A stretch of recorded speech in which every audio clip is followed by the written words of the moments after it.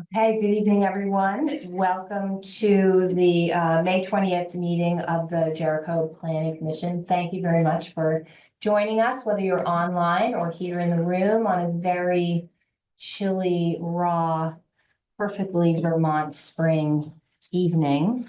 I'm just going to quickly go over the agenda. We are going to have time for open public comment. We ask that you use that time to make a comment about something that is not on the agenda for tonight, although you're welcome to use the time as you wish, limiting your comment to 3 minutes. Then the Planning Commission will approve the minutes of May 6th. Then I will entertain a motion to open a public hearing on a draft of zoning amendments that has been under discussion by the Planning Commission for about the last year.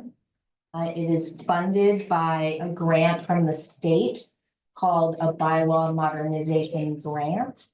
And the Planning Commission followed a very specific process that was outlined by the state in order to make these updates. So we'll open the public hearing.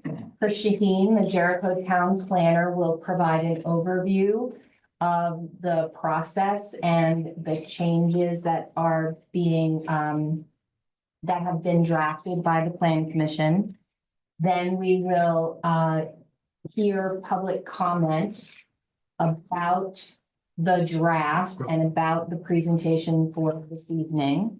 Then we will have a motion and a vote to close the hearing.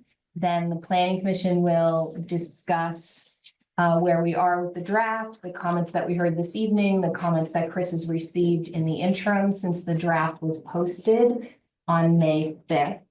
And then the PC will consider an action whether or not to forward the draft onto the select board for their consideration. Then the Planning Commission will continue and proceed with our regularly scheduled meeting once that is completed. And tonight on our agenda, we will be discussing with the Chittenden County Regional Planning Commission their participation in a statewide effort to create consistent maps that will guide future land use in all the counties of the state of Vermont. And Jericho is subject to the process that is being conducted by the Chittenden County Regional Planning Commission. So they have a draft map to discuss with us, and they also have housing targets to discuss with us, which is the Regional Planning Commission looked at the construction of housing over the next up to 2050, very long-term plan, and is distributing that production to each of the towns based on capacity, geography, proximity to Burlington, employment, transit, and so forth. So we'll be talking about that with them. And we will have another time for public comment specifically about the land use map, and then the PC will consider whether or not to forward a recommendation to the select board about the future land use map for the county, for Jericho, and housing targets. Then we will hear from each other, our report from Chris, Town Planner, and Planning Commission work outside of the room here, other business, and then wrap up for our next meeting on June 3rd. So big agenda, ambitious, excited, got some voting tonight, hopefully to do. Does anyone in the Planning Commission need to change the agenda? Okay. So with that, then I'll move on to number 3, which is public comment. So does anybody, I'll first ask people in the room and then ask for people online. If you're online, if you would please use the raise hand feature if you'd like to make a comment. Please do not use the chat in the online Zoom. The Planning Commission does not use the chat because we need all of our stuff to be on public record, recorded, and so forth. So does anybody in the room want to make a public comment, preferably about something that is not on the agenda tonight? Okay, we're all here for our agenda. That, we're gonna talk about that. That's on our agenda. That's on. Yeah, so we'll talk about that next. Okay, it's gonna be online. Would like to make a comment. I don't see any hands. If you're not sure how to raise your hand, you can turn on your video and wave to us. Okay, so then we'll move on to approve the minutes of May 6th. Do I have a motion to approve? Eric? I'll second. Heidi second. Any discussion or correction or clarification for the minutes of May 6th? Approve the minutes, and I read a recent Vermont open meeting law. Now you're supposed to say yes or no. Okay, so all those in favor of approving the minutes for May 6th, please say yes. Yes. Yes. Say no. SJ, thank you. Anybody, any no? Any abstentions? Okay. All right, so then the next item is item number 5. I would like to hear a motion to open a public hearing to discuss zoning amendments that have been drafted under the auspices of a bylaw modernization grant. I'll move that we open the public hearing. Sabina, thank you. And a second. Second. Okay, all those in favor of opening the public hearing, say yes. Yes. Yes. Hi, it was so much. I know. I don't know why they make things, I don't know. An anachronism. Let's keep carrying it. Okay. So the first topic within the public hearing, I'm gonna pass it to Chris Shickney, town planner. Great, thank Give an you. overview. So we've been talking about this for over a year now, so I'm gonna make the overview kind of high level and brief, so we can go through that and get on to public comments. So, I think Susan did a good job sort of explaining what they were before in terms of where the funding's coming from. Generally, they are to simplify regulations in a way that helps us increase housing and mixed-use buildings and to streamline the permitting process. The focus of the amendments are on Jericho's 3 town centers, village centers. So that's in Jericho Center, Jericho Corners, and Riverside. As Susan already explained, the work is possible because of a grant funded through the Vermont Department of Housing and Community Development.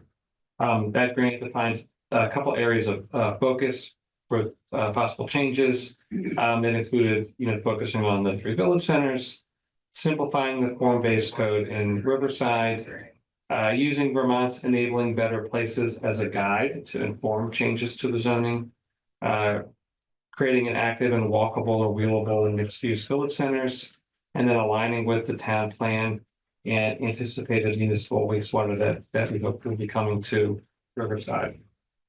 In terms of what the proposed amendments are, they generally fall into 5 categories. So there are some that are relating to dimensional standards, so like lot sizes or building setbacks or required architectural treatments.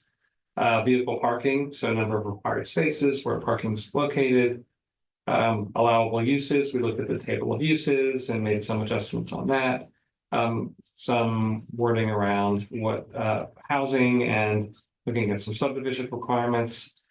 We looked at streetscape standards, so allowing more on-street parking, required parking, and using complete street principles that are advocated by the state. And then looking at development review processes, so more opportunities for zoning administrator approval instead of having to go to the development review board, providing flexibility in some requirements, and more clearly defining some review processes. So some notable changes that have come out of this process, kind of in each of those categories that I walked through. So looking at dimensional standards, we look specifically at modifying setback requirements in the village centers, eliminating minimum lot size and density caps, and then in general, simplifying the Riverside form-based code. We've had lots of discussion about that. Looking at parking requirements. So one of the proposed changes is that driveways can now serve up to 4 lots in village centers that have been less than that. Parking requirements as they are listed on the use in the parking requirements table is now consistent with the uses that are in the use table. That may seem fairly mundane, but it actually simplifies a lot of things, so there's a more one-to-one comparison. Now requiring that surface parking must be behind facades in the village centers, with an exception for driveways to single-family homes and some residential uses. We've added compact parking spaces and angled on-street parking as an option in Riverside. We're more explicit about allowing on-street parking to count for required parking spaces if you're building it as part of your project. And also looking at reducing some minimum driveway widths. For allowable uses, we've looked at expanding permitted uses in village centers. When I say permitted uses, that would be uses that don't require conditional approval. So it's easier to get some approvals for certain uses. Allowing the zoning administrator to review some minor variations in setback requirements, which helps avoid some unnecessary land subdivision in some cases. And then also allowing more than one principal building on a lot in a village center without a PUD. So some other notable changes in looking at street standards in Riverside. We're now requiring on-street parking, street trees and sidewalks. We are requiring consistent dimensions for travel lanes, sidewalks, and tree boxes. We've reduced or provided some flexibility for the minimum requirement for travel lanes and included building setbacks as part of what we're regulating as part of the public realm or the streetscape experience. In terms of development review process, we've worked on clarifying what does and does not require a zoning permit. We've clarified the authority of the zoning administrator to approve certain permits without going to the development review board. We've included up to 4 unit dwellings as exempt from site plan review, so it's easier to get through the permitting review process. We've created a minor site plan category that the ZA can approve without having to go to the DRB. We've simplified some reviews of waivers and subdivisions. And we've simplified, particularly in Riverside, some design requirements, and that gives the zoning administrator the authority to approve projects that are compliant, and also gives the zoning administrator some authority to grant some zoning relief on his own without having to go through a review process. So that is an overview of the regulations amendments that we are having a public hearing on tonight. Okay. So now we will move into the section to hear public comment. So if you have this is the way this is going to go. So we ask that you raise your hand to be recognized, to come forward so the microphone can pick you up, to say your name, and then to make your comment, and to please keep your comment to 3 minutes. And we're going to hear from anybody who wants to make a comment first before we have any additional comment and repeat speakers. Right? Yes. Anybody who maybe forgot to say something or wants to say something about something that they just heard. So we are very interested to hear what people have to say. That said, we have been working on this for a year. Lots of you have been here with us for a long time. We have incorporated a lot of the public feedback that we've received into the amendments already, and we really thank you for reviewing them and for being with us along the journey. I think it's important to remember that everyone's not going to love everything, and our job is to balance the interests of the community and to try to find a good middle ground. And also in this particular case, to be very responsive to the guidance from the state and from best practices that they are asking towns to implement. So with that, we'd love to hear your comments. And so who wants to go first? Okay.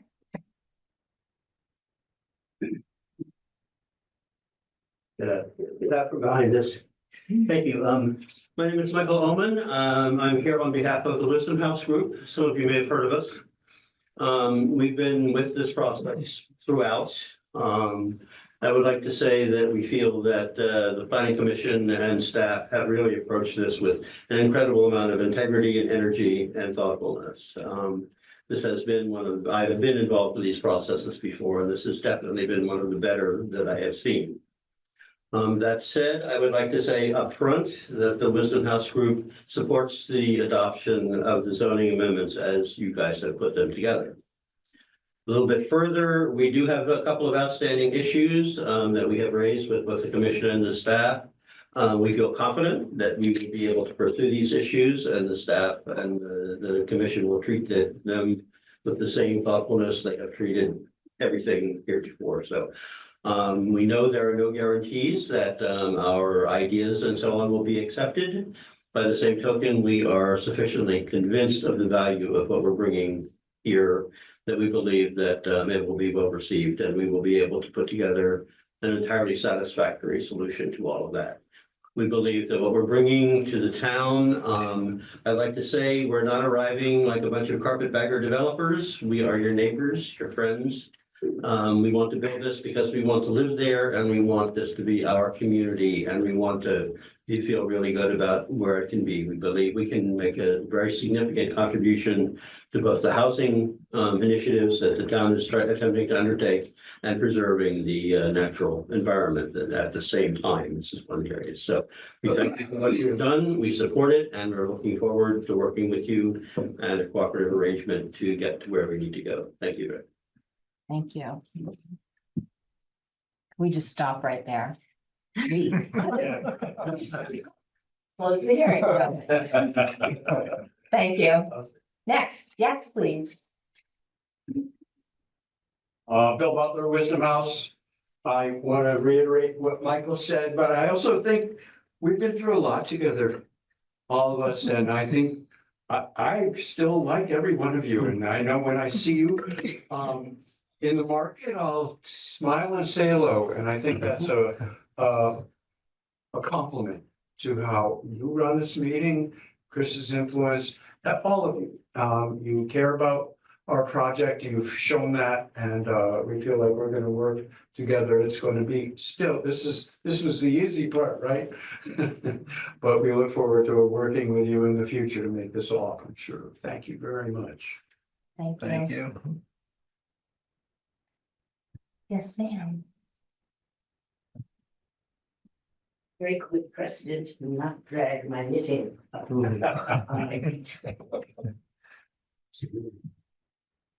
Elizabeth Bernstein. I am speaking to this plan. I was born almost 81 years ago in the suburbs of New York, in a town that everybody whose name you would recognize, so I won't say it.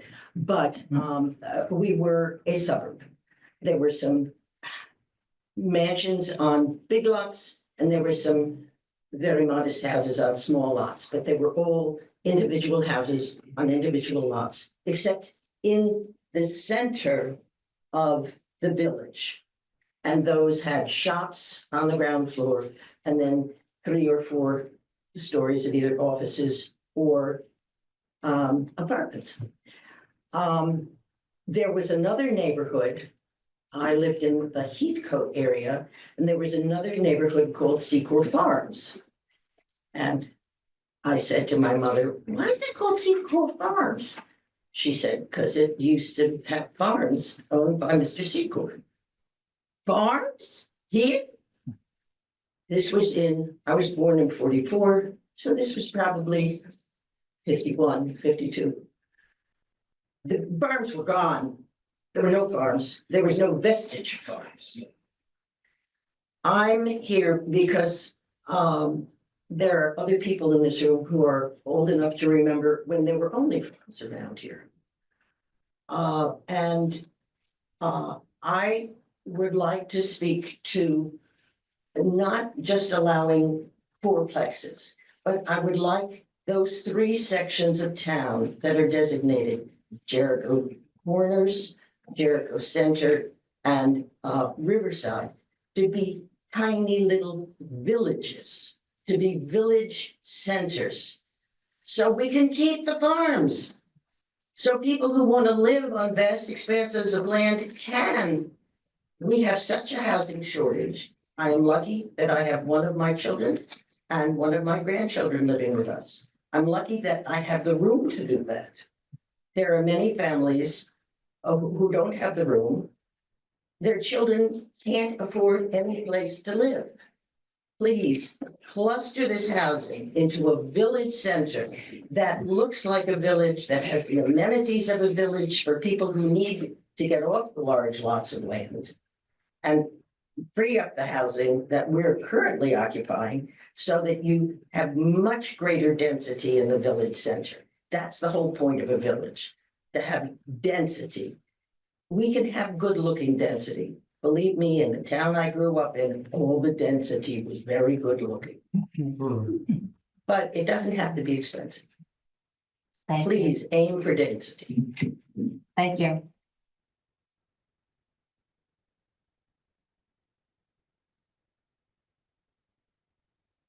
Anyone else? Yes, sir.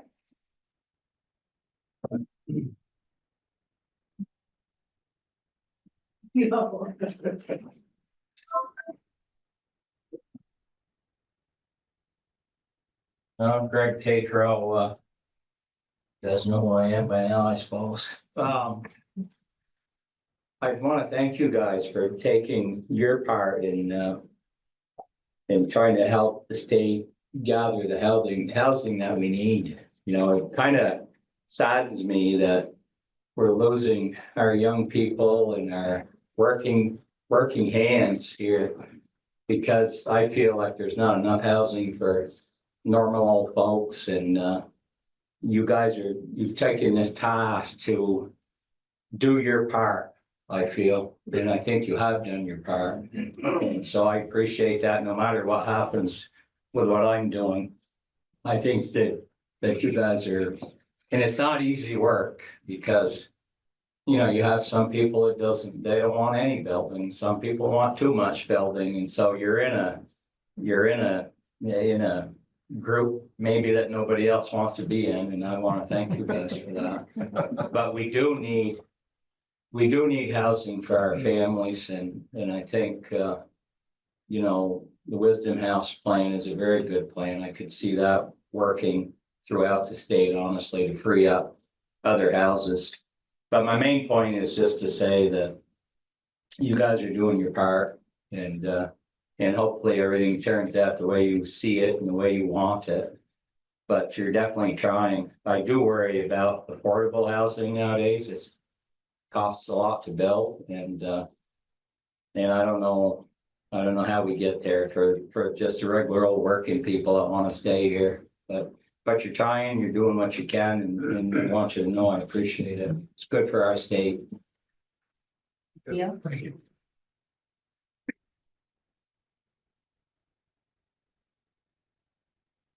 Anyone else? Yes, sir. In the back. Thank you. He raised his hand first.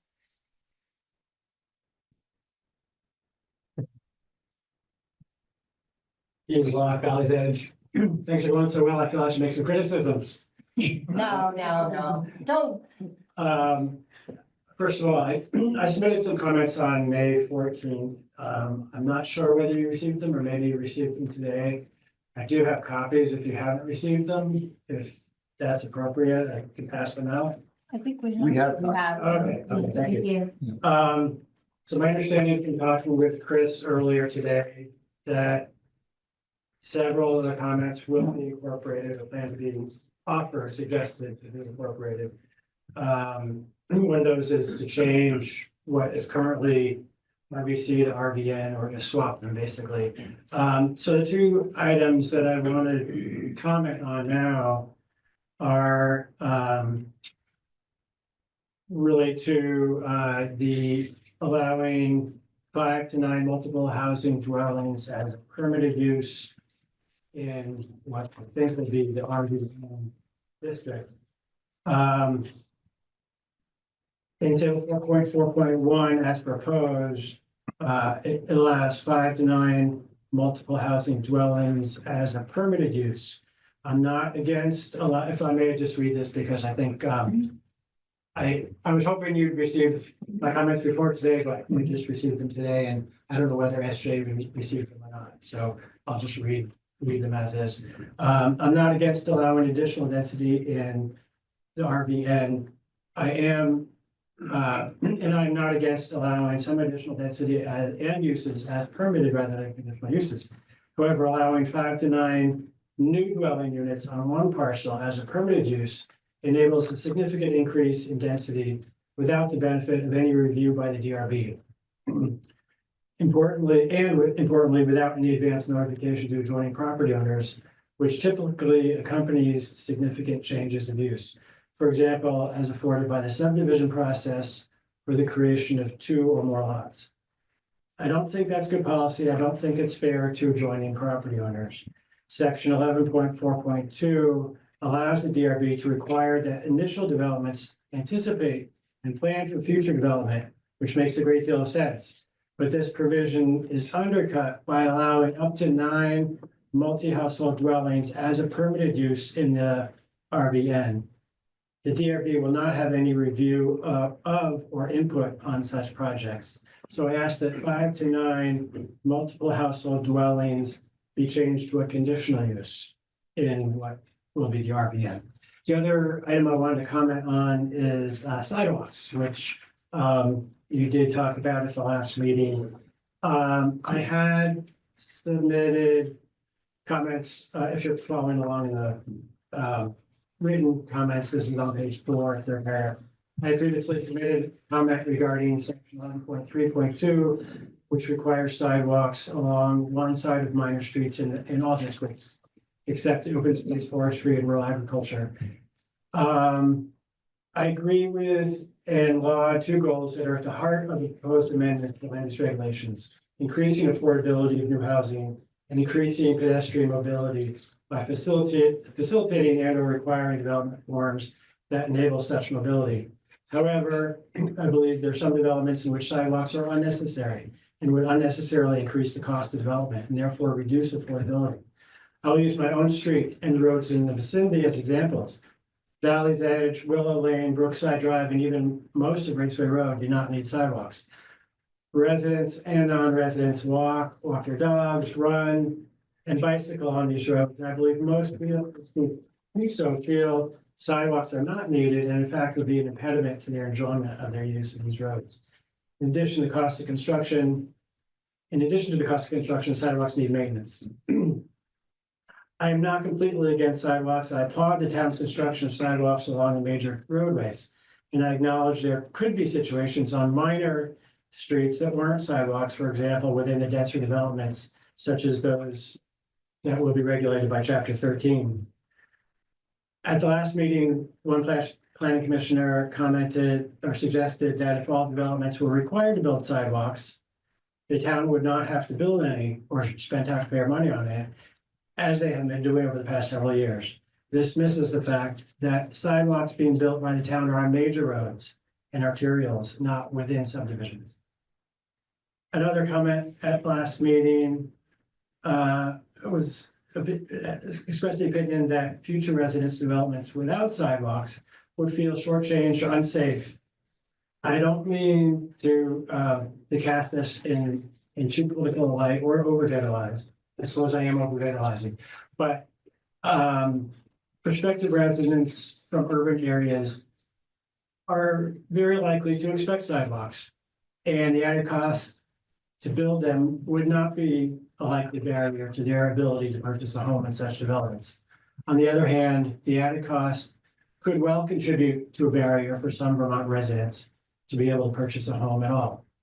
Again, I'm not against all sidewalks, but I think there are circumstances in which they are unnecessary and an unnecessary expense.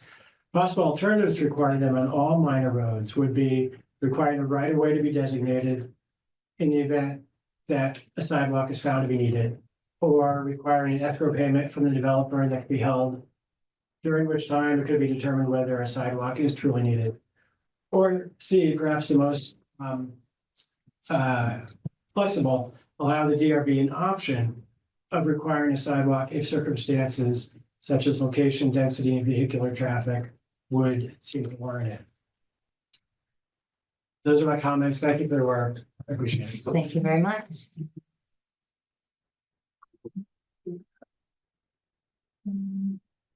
Next. Yes, sir.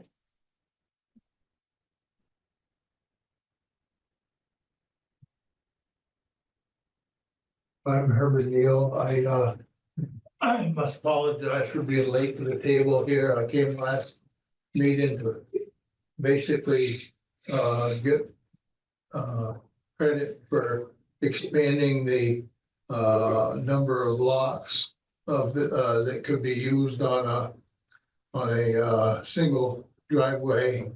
And I failed to find out why we have to jump through hoops to find a spot in these targeted zones when there's a lot of parcels that if the regulations were taken off, that single acre or less parcels, there's a lot of available places.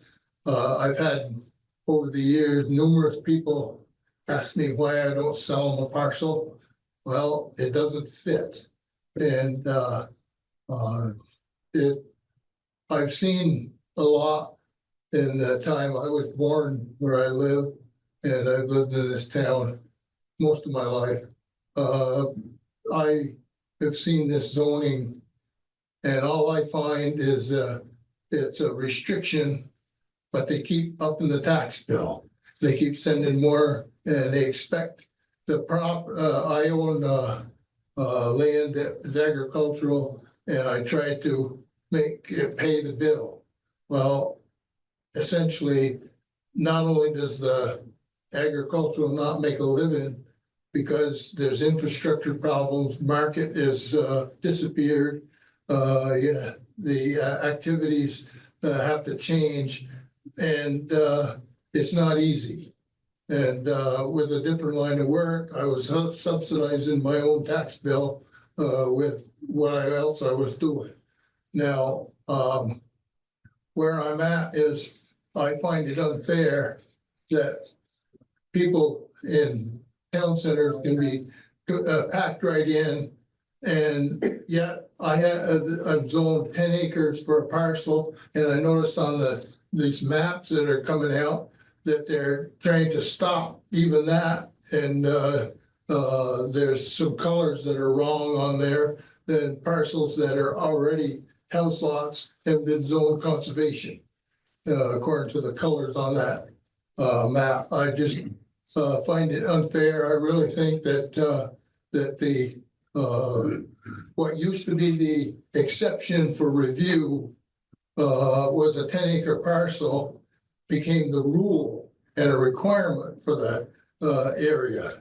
And somewhere I think we should be sticking to what the land can handle. If it can handle safely for public health and safety and water, septic, they shouldn't be restricted to agriculture, which no longer supports the tax bill, sitting on the belt, making a living. And so I'm just trying to, I think that these expanded available lot, number of houses on a lot, and number of houses that are on a private driveway, I think they should be given equal access throughout the town, not just the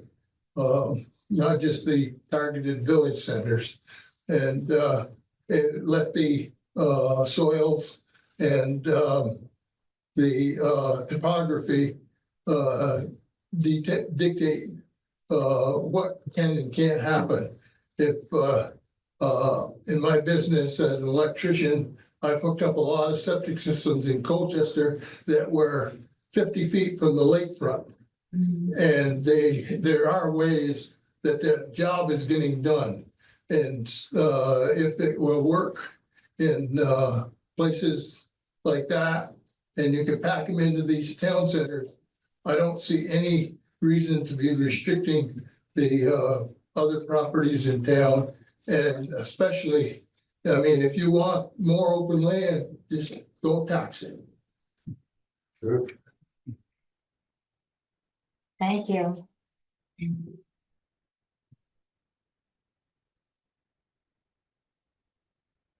Yes, sir. Well, you're doing such a good job. Clear, succinct, really helpful. Thank you. Todd Fisher, the editor here at Fire Department. We just, did a quick review of your, codes, and at this point, the fire department would just say that we don't believe that we would accept or support some of these changes. Fire department needs basically proper access for both public safety and accessibility to homes and people. Some of those things that we've reviewed in this is unobstructed curb radiuses. I believe you have 15 feet. I think NFPA states that it should be 20 feet minimum. And roadways you have at 9 feet to 10 feet wide, and NFPA states 13 feet 5 inches. Same with the travel portion of the road. If we're looking at 9-foot road, has anybody thought about snow and snow removal? Where are you putting this? And if you're putting the banks in, they're gonna come in on the roadways. Then you're gonna have a fire truck and or the accessibility to access the size of these fire trucks and or ambulances. I did see that it says from the side of the building, between buildings need to be 5 feet. I think you explained property line possibly. International Building Code, of course, says 10 feet. And we're talking about if we have multiple housing close to next to each other and we have a structure fire, the house right next door, unless it's basically non-combustible or sprinklered, then things have to be addressed on that side. And then the last thing, just by we used to have a 35-foot maximum build in Jericho. The fire department does not have a ladder truck. Our highest ladder is 35 foot. And if you're talking about a proper, say, slant on that ladder, we're basically only reaching 28 feet with proper height to get above the window and or accessibility. So there's no access to that fourth story and or the roof to do proper venting. And as we just saw down in South Burlington with that, the housing complex, it does happen. That building technically was sprinklered and you had 45 people without homes down. So that's kind of what I wanted to go on the record for.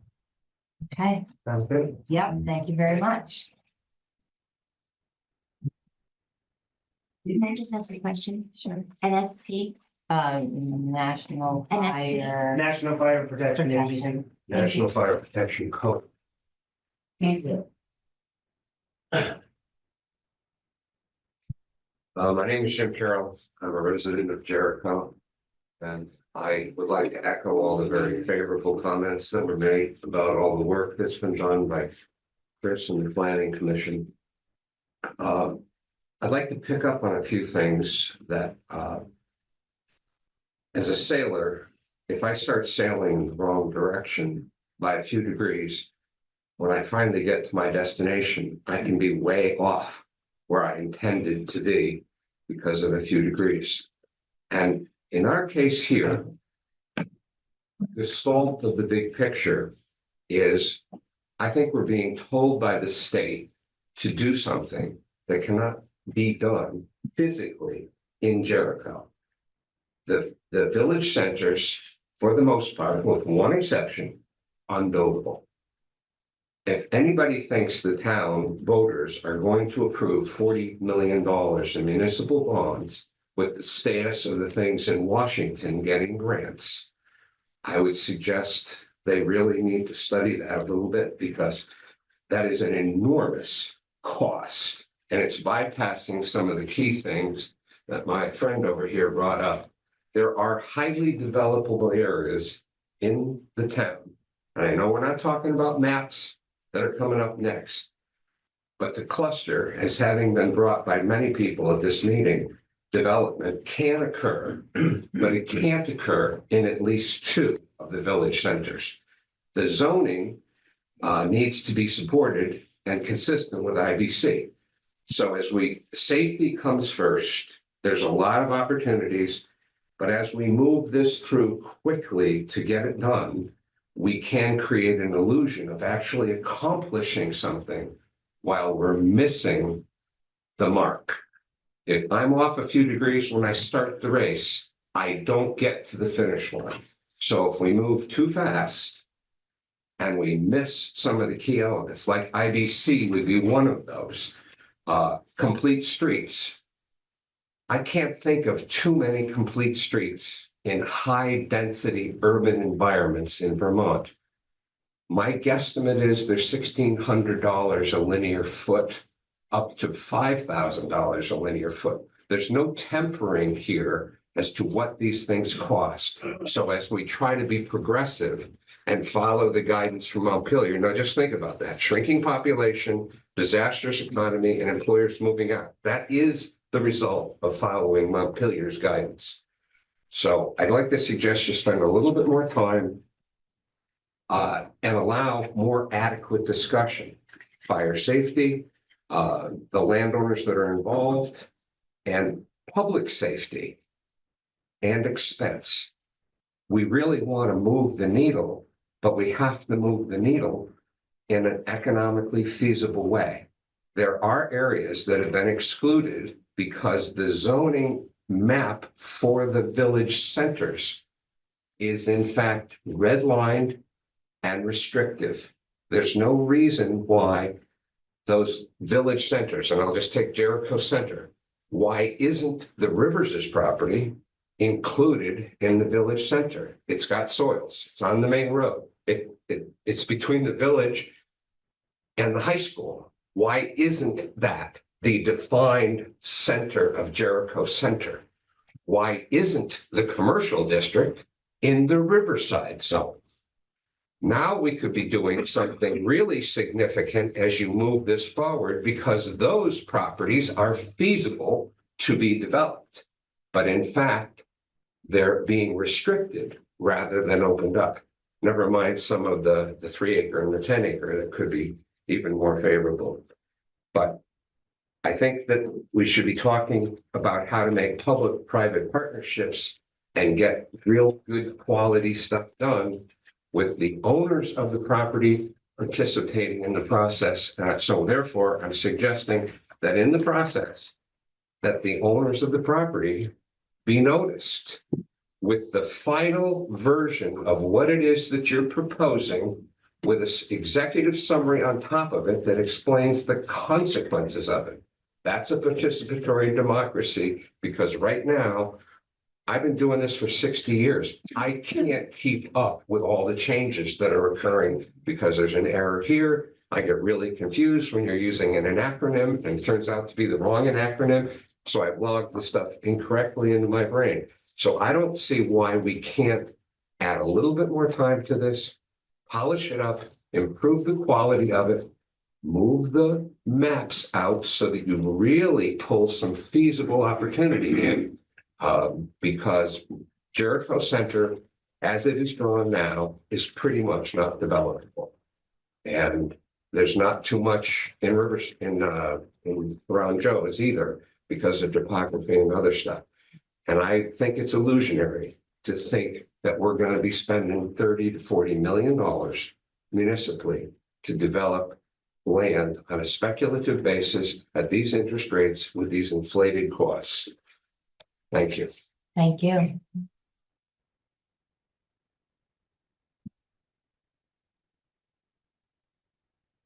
I think we've got everybody here. Anybody online? There are no hands. I put out a message to let people know that they should wave or raise their hands, but Okay. I mean, I repeated that on the chat, but I guess. Okay, so since we heard from everybody, is anybody forgot to say something, wants to say something different than what they said before? Good to go? Okay, thank you very much. Now I'll take a motion to close the hearing. And then the planning commission will discuss. Move to close. Okay, Eric moves to close, second. Second. Sabina, seconds. All those in favor of closing the hearing, please say yes. Yes. Yeah. Yes. yes, Okay. Well, that was great in discussion. I do think, I want to ask Chris about this. There were a few comments that were made that I think we would benefit from actually responding to specifically and addressing. Is that okay? Okay, you can kick me under the table if you think I'm running down the wrong path. Okay. I know a lot of times in our meetings, we specifically don't respond directly to comments. We say, thank you for your comment, and then we incorporate that into the work. I think in a public hearing, it is important to respond. That's just my personal opinion, and so I get to do it because I get to decide. So the first thing I want to say is about Wisdom House.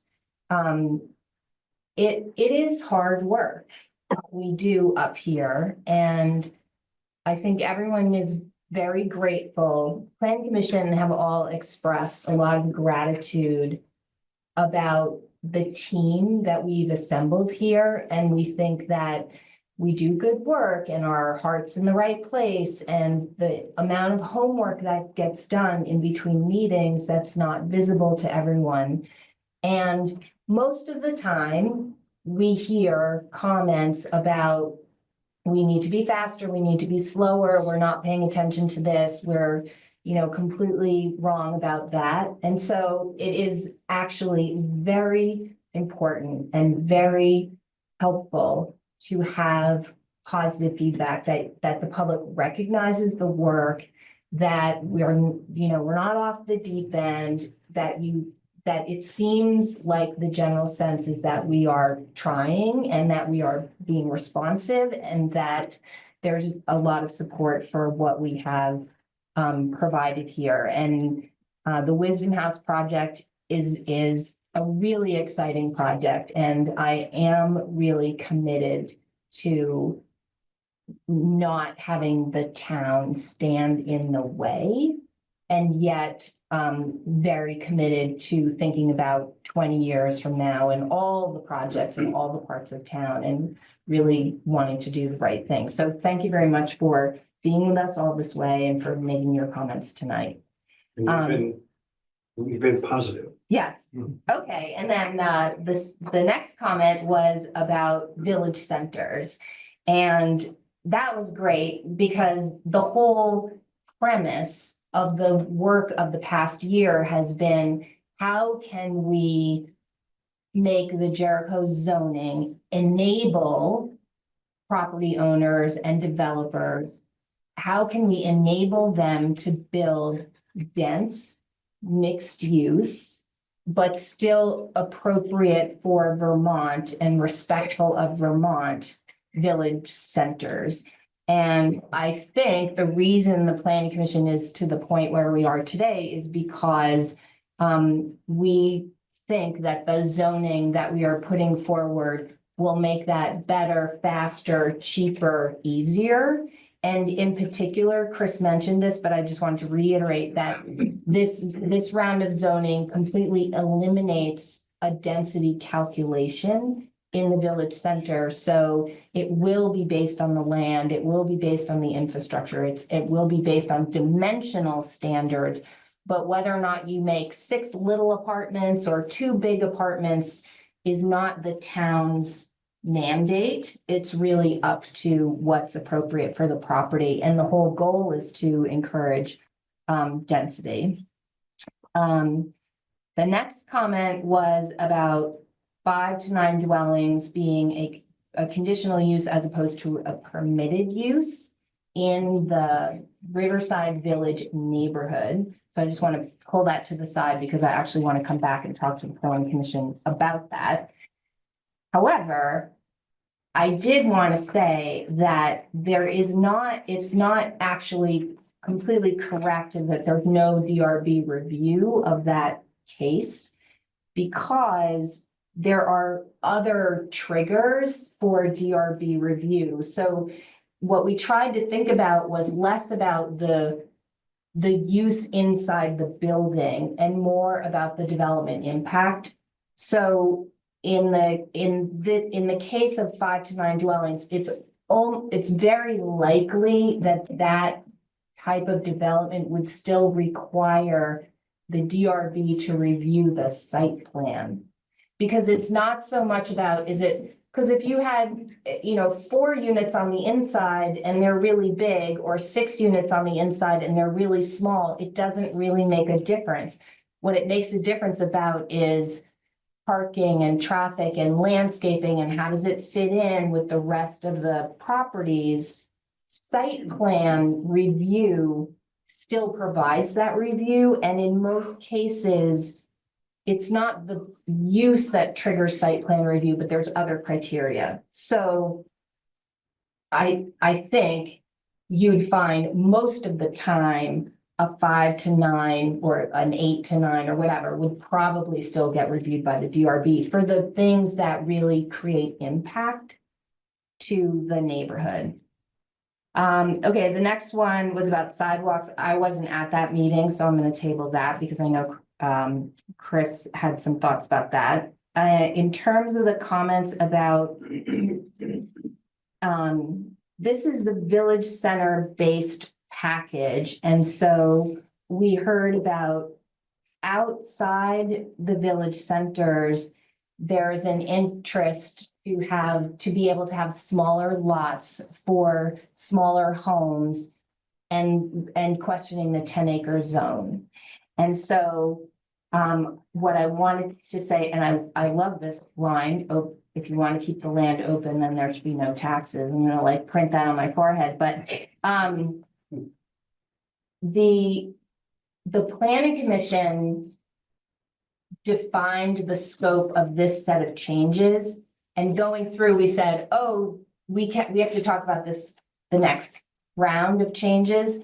And I just wanted to assure you that we have a whole list of things that we're going to get to of the areas that are outside the village centers. So the comment that we heard about smaller lots, even in the 10-acre zone, is we have a whole nother round of items to talk about specifically around housing in the rural areas.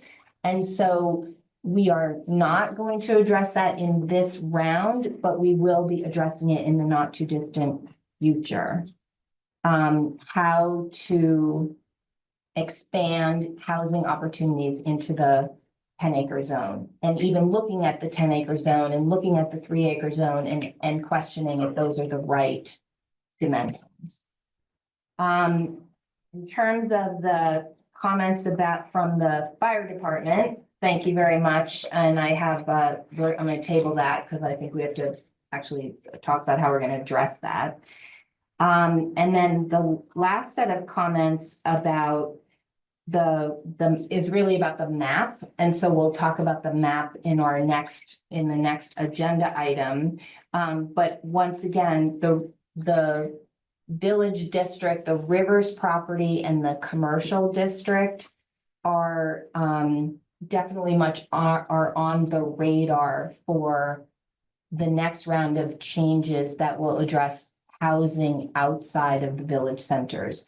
This set of changes was really pretty specific to the village centers. But we are quite aware that there is significant development opportunity, especially in the commercial district. And a few of us actually have talked about it offline and have started to think about that and have revisited the master plan that we did a few years ago. So that is definitely on the radar. Okay, so those were all of the specific things that I wanted to say about the comments that we heard. Okay, now you have specific things that you want to say about comments you received prior and maybe about tonight, but I'm wondering, how do you want to handle also comments from the planning commission? Yeah, I was wondering that myself. So we received comments, and I was had comments, it's specifically Dean Block's comments. He did a very thorough review, super helpful. So based on his very specific comments, I actually have some recommendations for modifications based on those comments. So I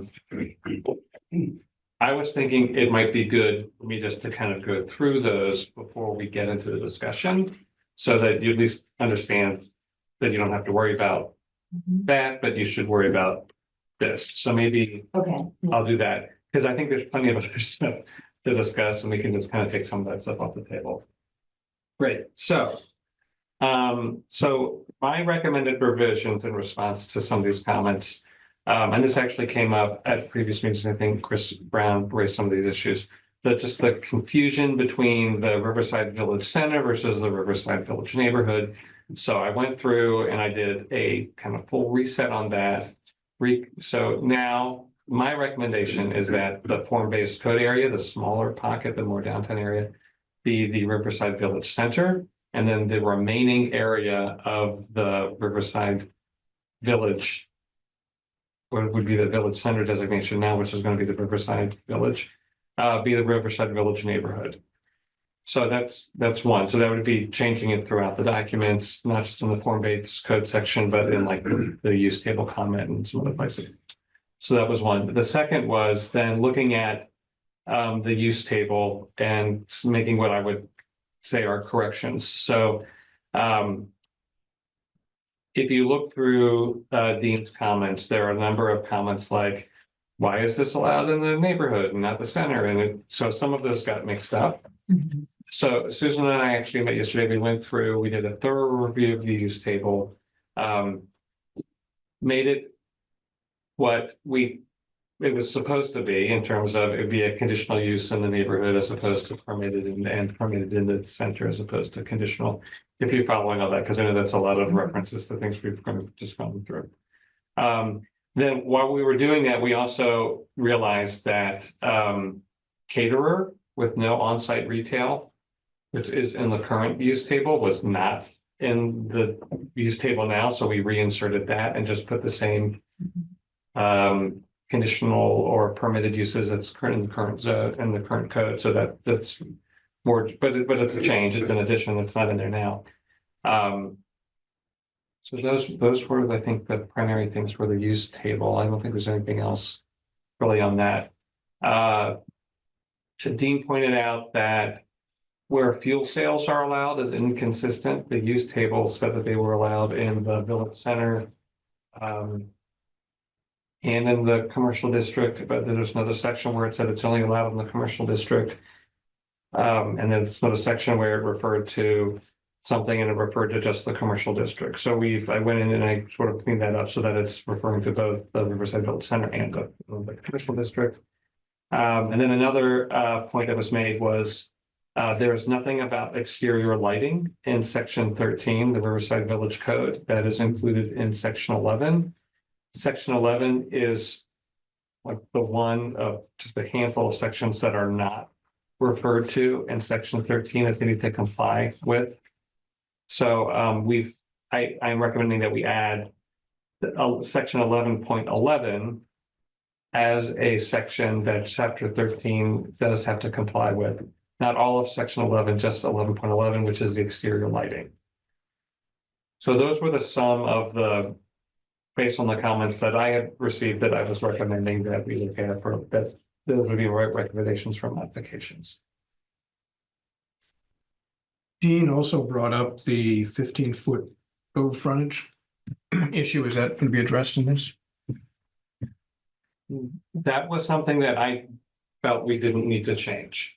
I think that's in there to allow townhouses and lots that might be narrower than you might expect, or it could allow access to the back of a deep lot where we're trying to do infill in village centers. So but there was still some value in maintaining that minimum lot, that 15-foot minimum lot. And it's just a minimum. It's not right.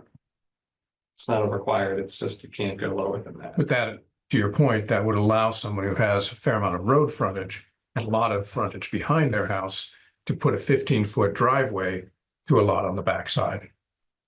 Correct. which is a good intentional thing to do. Yes. And I think of spaghetti lots as being in areas with larger minimum lot sizes where you do get these things that look like spaghetti. And in Riverside in particular, the blocks just aren't that big. So I don't think it would be prone to the same kind of spaghetti lot concerns. More like a panhandle. Sure. Although I think this is that's not a specific to the village to the Riverside Village Center. It is a minimum lot width for all of the villages. So Jericho Corners, Jericho Center, and the Riverside Village. But the same rationale would still apply. Yes, Mhm. yeah.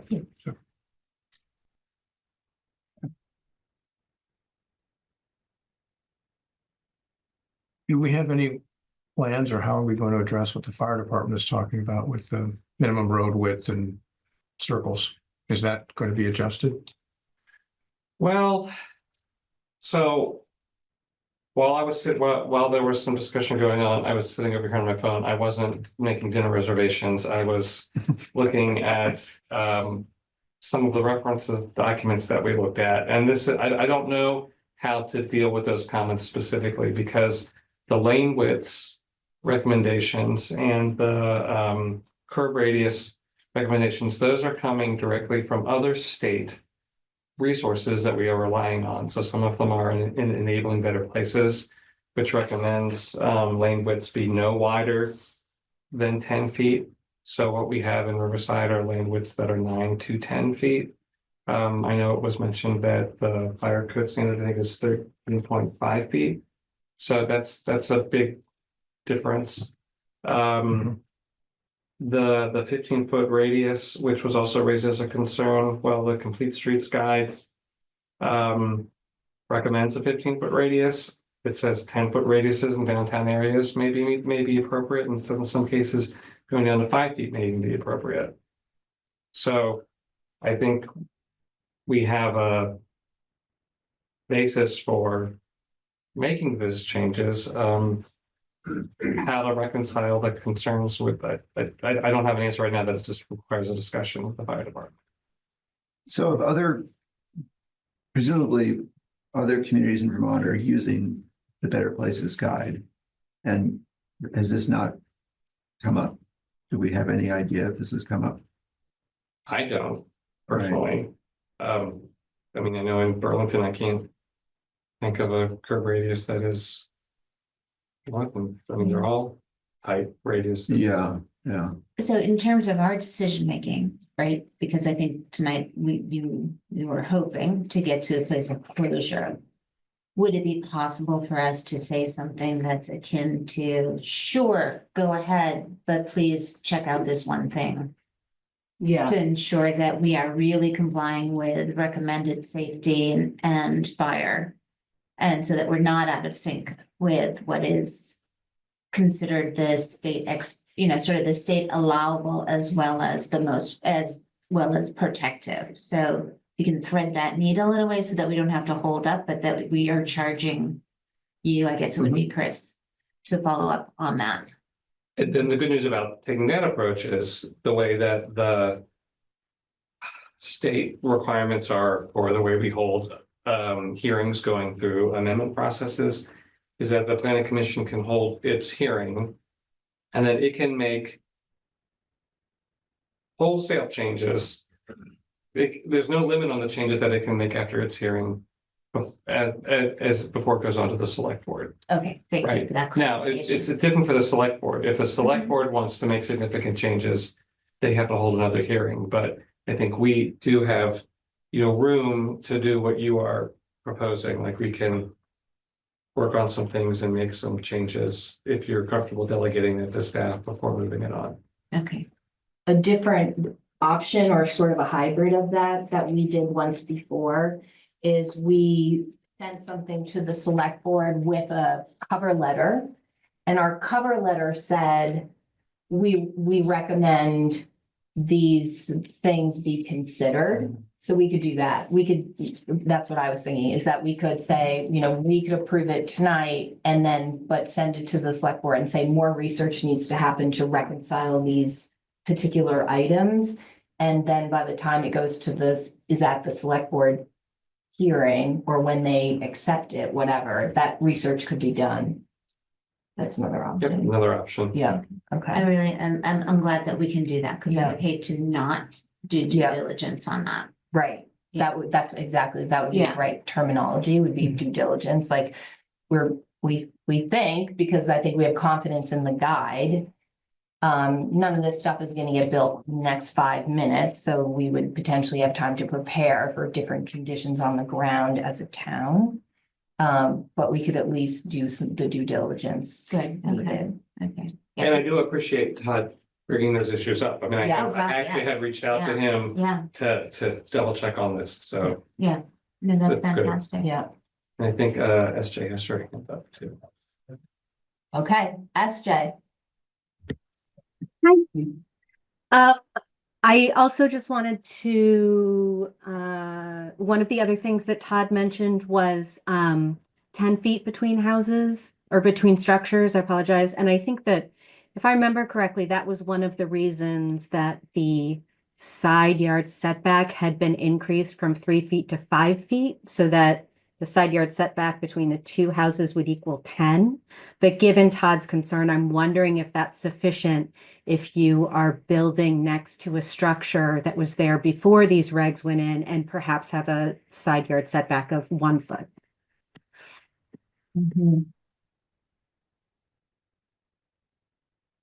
Okay, so that's sort of in that category of due diligence on the dimensional standards that the fire department has raised concerns about. Okay, so let's do it like this, so the changes that Chris has here on the slide were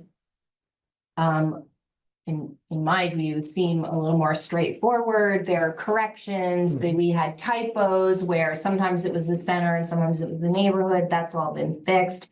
Responded to comments from Dean. Does anybody have any reservations about including these revisions in the draft? The ones that are. That are on the screen? Yeah. No. Okay. Then I had 3 that were outstanding that I thought we should discuss. One was the fire department, which we just discussed. So that my suggestion would be that if we were to approve, that we approve with a cover letter that says due diligence needed, we'll do the due diligence, or staff will do the due diligence in time for the select board to have its draft posted. And those, we have a full list of the fire department's concerns. Todd has them in his hand. Okay, he's gonna, And so they'll be submitted as part of the public record from this evening. okay, But yeah, okay.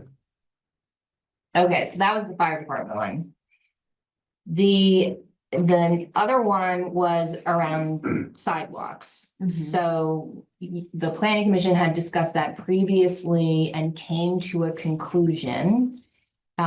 Is anyone, after what you heard this evening, feeling the need to revisit the conclusion that you came to the last time? And as I understand it, Chris had, in the last meeting, had made a recommendation that was like location based. And the current regulation, which is, and their current revision combined with the current regulation, is more road status based. And that was what the planning commission at the meeting you had on the 29th said you wanted to, that was how you resolved that. And so also why don't I kind of go through what that specific change is? Just kind of. That'd be great. Yeah. So currently, the current regulation is that the development review board may require that curbs and sidewalks be installed along both sides of major and collector roads along one side of a minor street. That the public work specifications. That they align with the public work specifications. And they require select board approval. That's what it currently says. What the proposed amendments are. It just says that curbs and sidewalks shall be installed. It doesn't make it discretionary. Along both sides of major and collector streets and along one side of a minor street. Except for the open space, forestry and rural ag districts. So that means a subdivision, which would be a minor street in the village. Any of the 3 village centers, the village district, and the low density residential, those streets would have to have a sidewalk on at least one side of the street.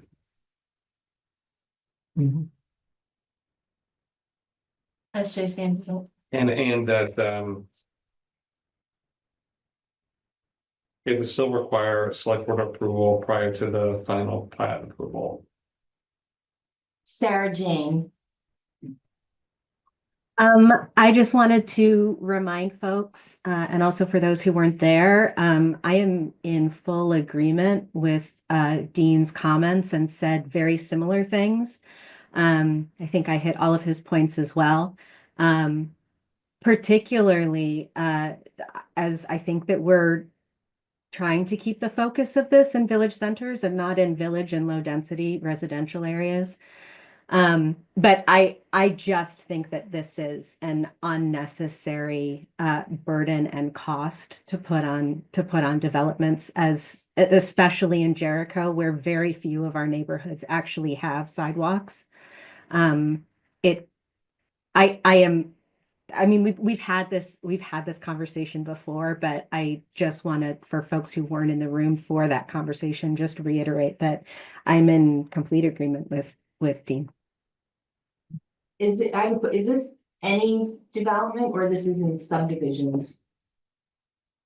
Like if I build my house on a street, would I be required to put a little piece of sidewalk in front of my house if I were in the village district? Yeah, But the guy next to me built their house 15 years ago and they don't have a sidewalk. So this is in section 11, which is general standards. It's in a section called pedestrian facilities. It says all public and private roads and access ways shall be designed and constructed to facilitate the safe and convenient movement. So roads. So if I'm building a road, not if I'm building a house. Correct. Public and private roads and access Okay. ways. And so also remember that we made 4 units or fewer driveways, not roads.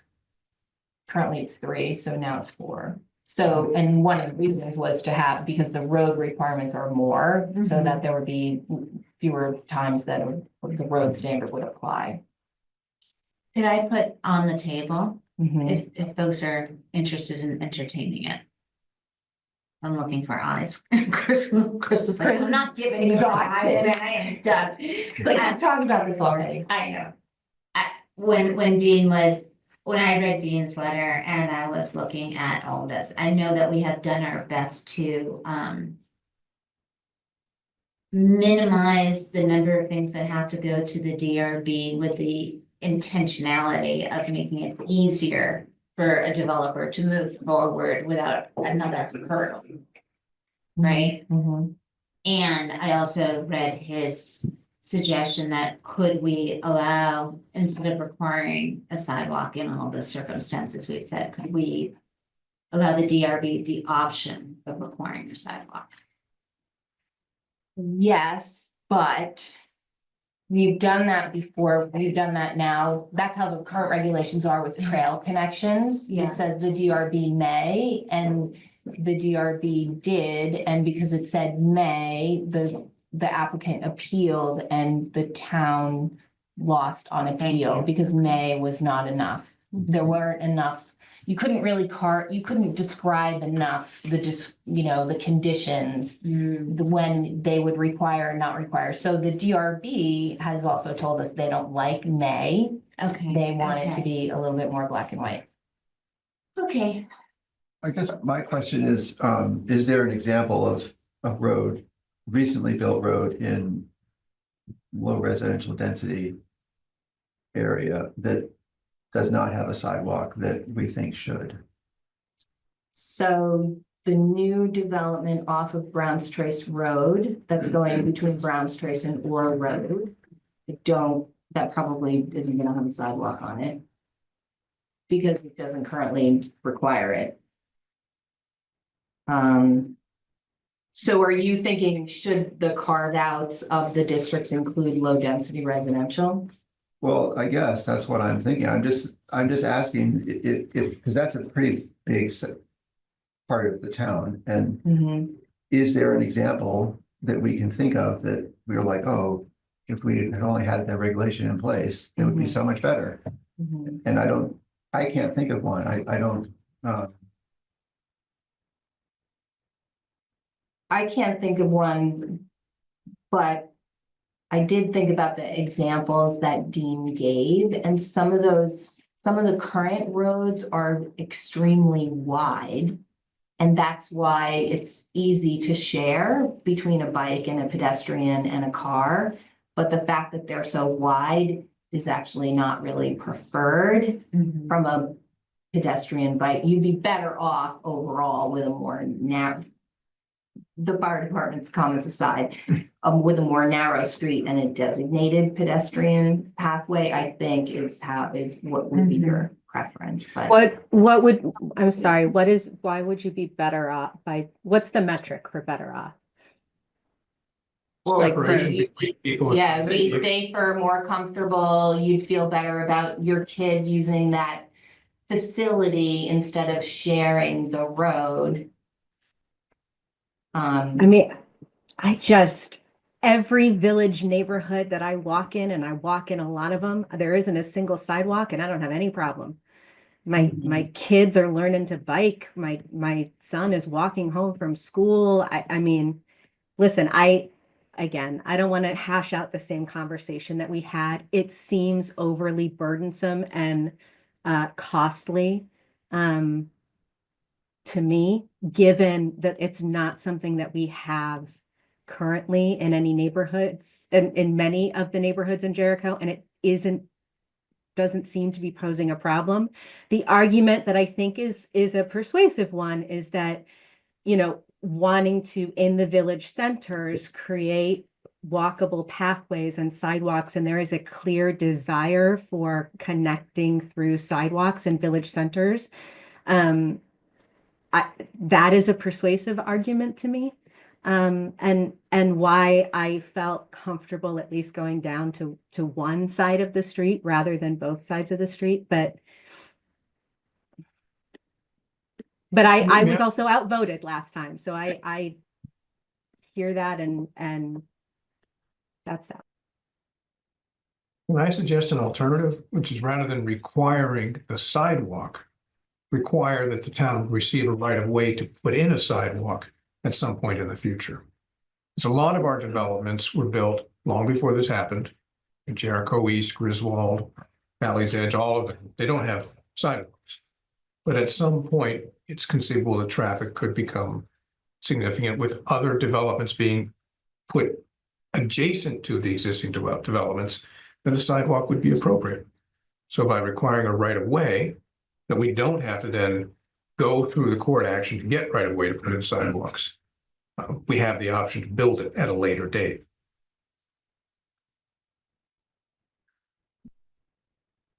That would be my suggestion of how to solve that. Other thoughts on that? Well, I mean, I would strongly encourage requiring a sidewalk on at least one side of a minor street in the village center and the village districts. I can see not for the low density residential, but regardless of what's there now, we are making changes in the zoning to facilitate infill, to facilitate more density, to hopefully get people out of cars so that they actually have places to walk to. So I think that is the most important reason to at least have it on one side of the street in the village center and the villages. I'm all in favor of sidewalks in the village centers and the villages. And I am in favor of having them on major streets in town. Yes, But I think I would be more convinced by requiring them in the low density residential districts if the sidewalks are already on all the major streets. Right, as a priority. Then I could maybe buy in, but if you, the safety issue is not on the minor streets, it's on the major streets. Yeah. And I think, So can you read it again, Chris? yeah, the proposed. Mm-hmm. Curbs and sidewalks shall be installed along both sides of major and collector streets. And those are defined, so the major streets are 115, 117, and then a collector street would be anything that's not subdivision street. And along one side of a minor street, except with the open space, forestry, and rural ag districts, following the public work specifications and with approval of the select board prior to final plat approval. Okay, but if you think about what Chris just said, the except in those districts actually applies to both conditions, and we really only want that except to apply to the minor street condition, not the major street condition. See what I'm saying?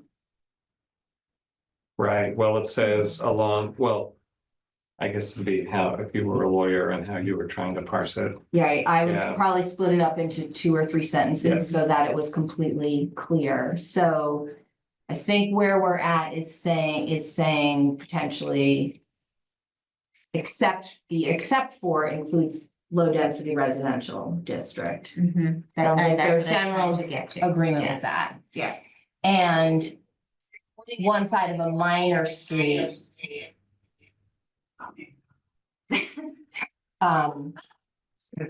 So that's me. somebody's. They're tapping into your voice. I can hear better. Right. I'm inclined to accept Chris Shipley's recommendation, which is required on one side of the street in the village and the village center.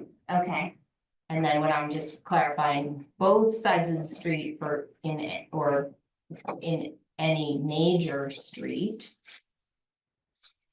In the village center or village neighborhood. Yeah.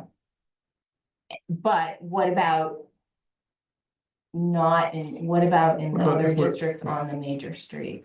And if we're talking about putting a development up on Brown's Trace, would you want us near the school? You might want a sidewalk there on So both that's a sides. collector road. Well, where I thought you were going Yeah, was by splitting up into 2 sentences. yeah, It would be like, it would say. Curbs and sidewalks shall be installed along. (1) both sides of major and collector streets. Return. And along one side of minor streets, except for. LDR, OS, mhm, RAG, so that it's clear that the exception yes, is only for the Mhm. minor streets, not the major and collector. mhm. okay, so the only thing missing from that, and it's because I'm tired. I will just say that, is Eric offered up the question of. Are there any areas where we're not requiring it, but we might want, not requiring the building, but require a right of way? Right, so, Have we covered that? no, comment? but, Okay. so And maybe we don't. maybe that's how you resolve development on a major or collector in those rural districts is through right of way designation, which probably already does, but just to make sure. Well, yeah, this is where I don't know the court case enough to know like how, if you provide an option. And the DRB then requires it, then since there's an option. And it goes to court, but the court Yeah, says, no, oh, well, you it have, wouldn't be it wouldn't be an Wouldn't be an option, option. it's like a hierarchy, yeah, right? So in the village center, oh, both And- sides of those within these zones. right, Got it it, would be yeah. both sides. in these, on the minor streets in those districts, it would be on one side of the street. In the, or then what Heidi's saying, in the on any of the streets in the other districts, it would be a right of way. That's what I'm saying. Cause then that provides the option if in 20 years, we're blessed with a ton of development because everybody wants to move here. Great. And we have safety. Right. Need to put it out because I think it's just going to be one more district that doesn't go my way, but we haven't talked about the commercial district.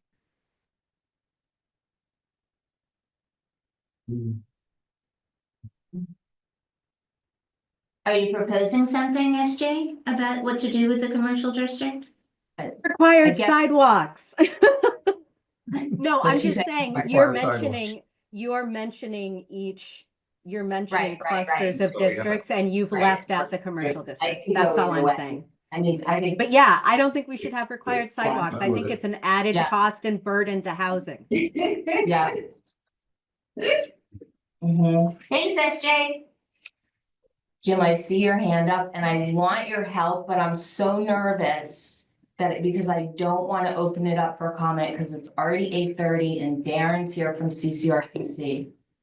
Is there, I just want to answer your question quickly. 34 Fitzsimons Road was the case yes, where the attorney beat up yes, the town of Jericho. right, Eric's point, anywhere in town that you're doing anything that involves a permit, you are required to make a donation of the right of way for community access that is not vehicular. mhm. It's really simple, covers absolutely everywhere. That's what I was, it would cover water, gas, internet, sidewalk, Every whatever. property I've touched in a development way, we've either built it or we donated it. Right. Because regardless of where you are, all the people are walking on our road. Right. Because none of the other roads are safe. So. Right, over- okay, we got your point, thank you very much. All right, I want to quickly, you got Okay. Stop it. 40 seconds. Go ahead. Don't forget the critters, when they're I coming know. across the road and they hit that sidewalk, all the little toads that come out of my pond, hit that sidewalk, they're gonna go. Oh, and they can't jump up the curb, Yeah, Yeah. so the rural areas, right. we have more to think about. Okay, so that's That's all I- where we are on the rural Thank you. areas. Very Yeah, yeah. Okay, We just did to. yes, all right, It's we're gonna, beautiful. so then the last one was, so in the table of uses. The Plan Commission a long time ago with David White. So currently, the current regulations, all the multifamily dwellings are 5+. We worked with David, we created a mid-tier 5 to 9. And that mid-tier was, and then there's 10+, because when we went through it with David, it's like, when you think about the dimensions and the impacts, 5 to 9 seems like, it could be facilitated, especially in these denser areas. So in the village centers, it's permitted. The Riverside Village neighborhood is kind of like a new area because the Riverside Village Center currently is like, big-ish, and it has, part of it is the form-based code. So we made the form-based code part bigger, and then we made the village center part, the Riverside Village neighborhood. Yeah. So all the village centers, including Riverside Village neighborhood, which is outside the form-based code, have 5 to 9 as a permitted use. And just remember the comment I made to Dean, which is it is still DRB review, probably most likely for site plan, not necessarily for the use. So does anybody feel the need to revisit that as a permitted use rather than a conditional use? I'm in favor of more housing. So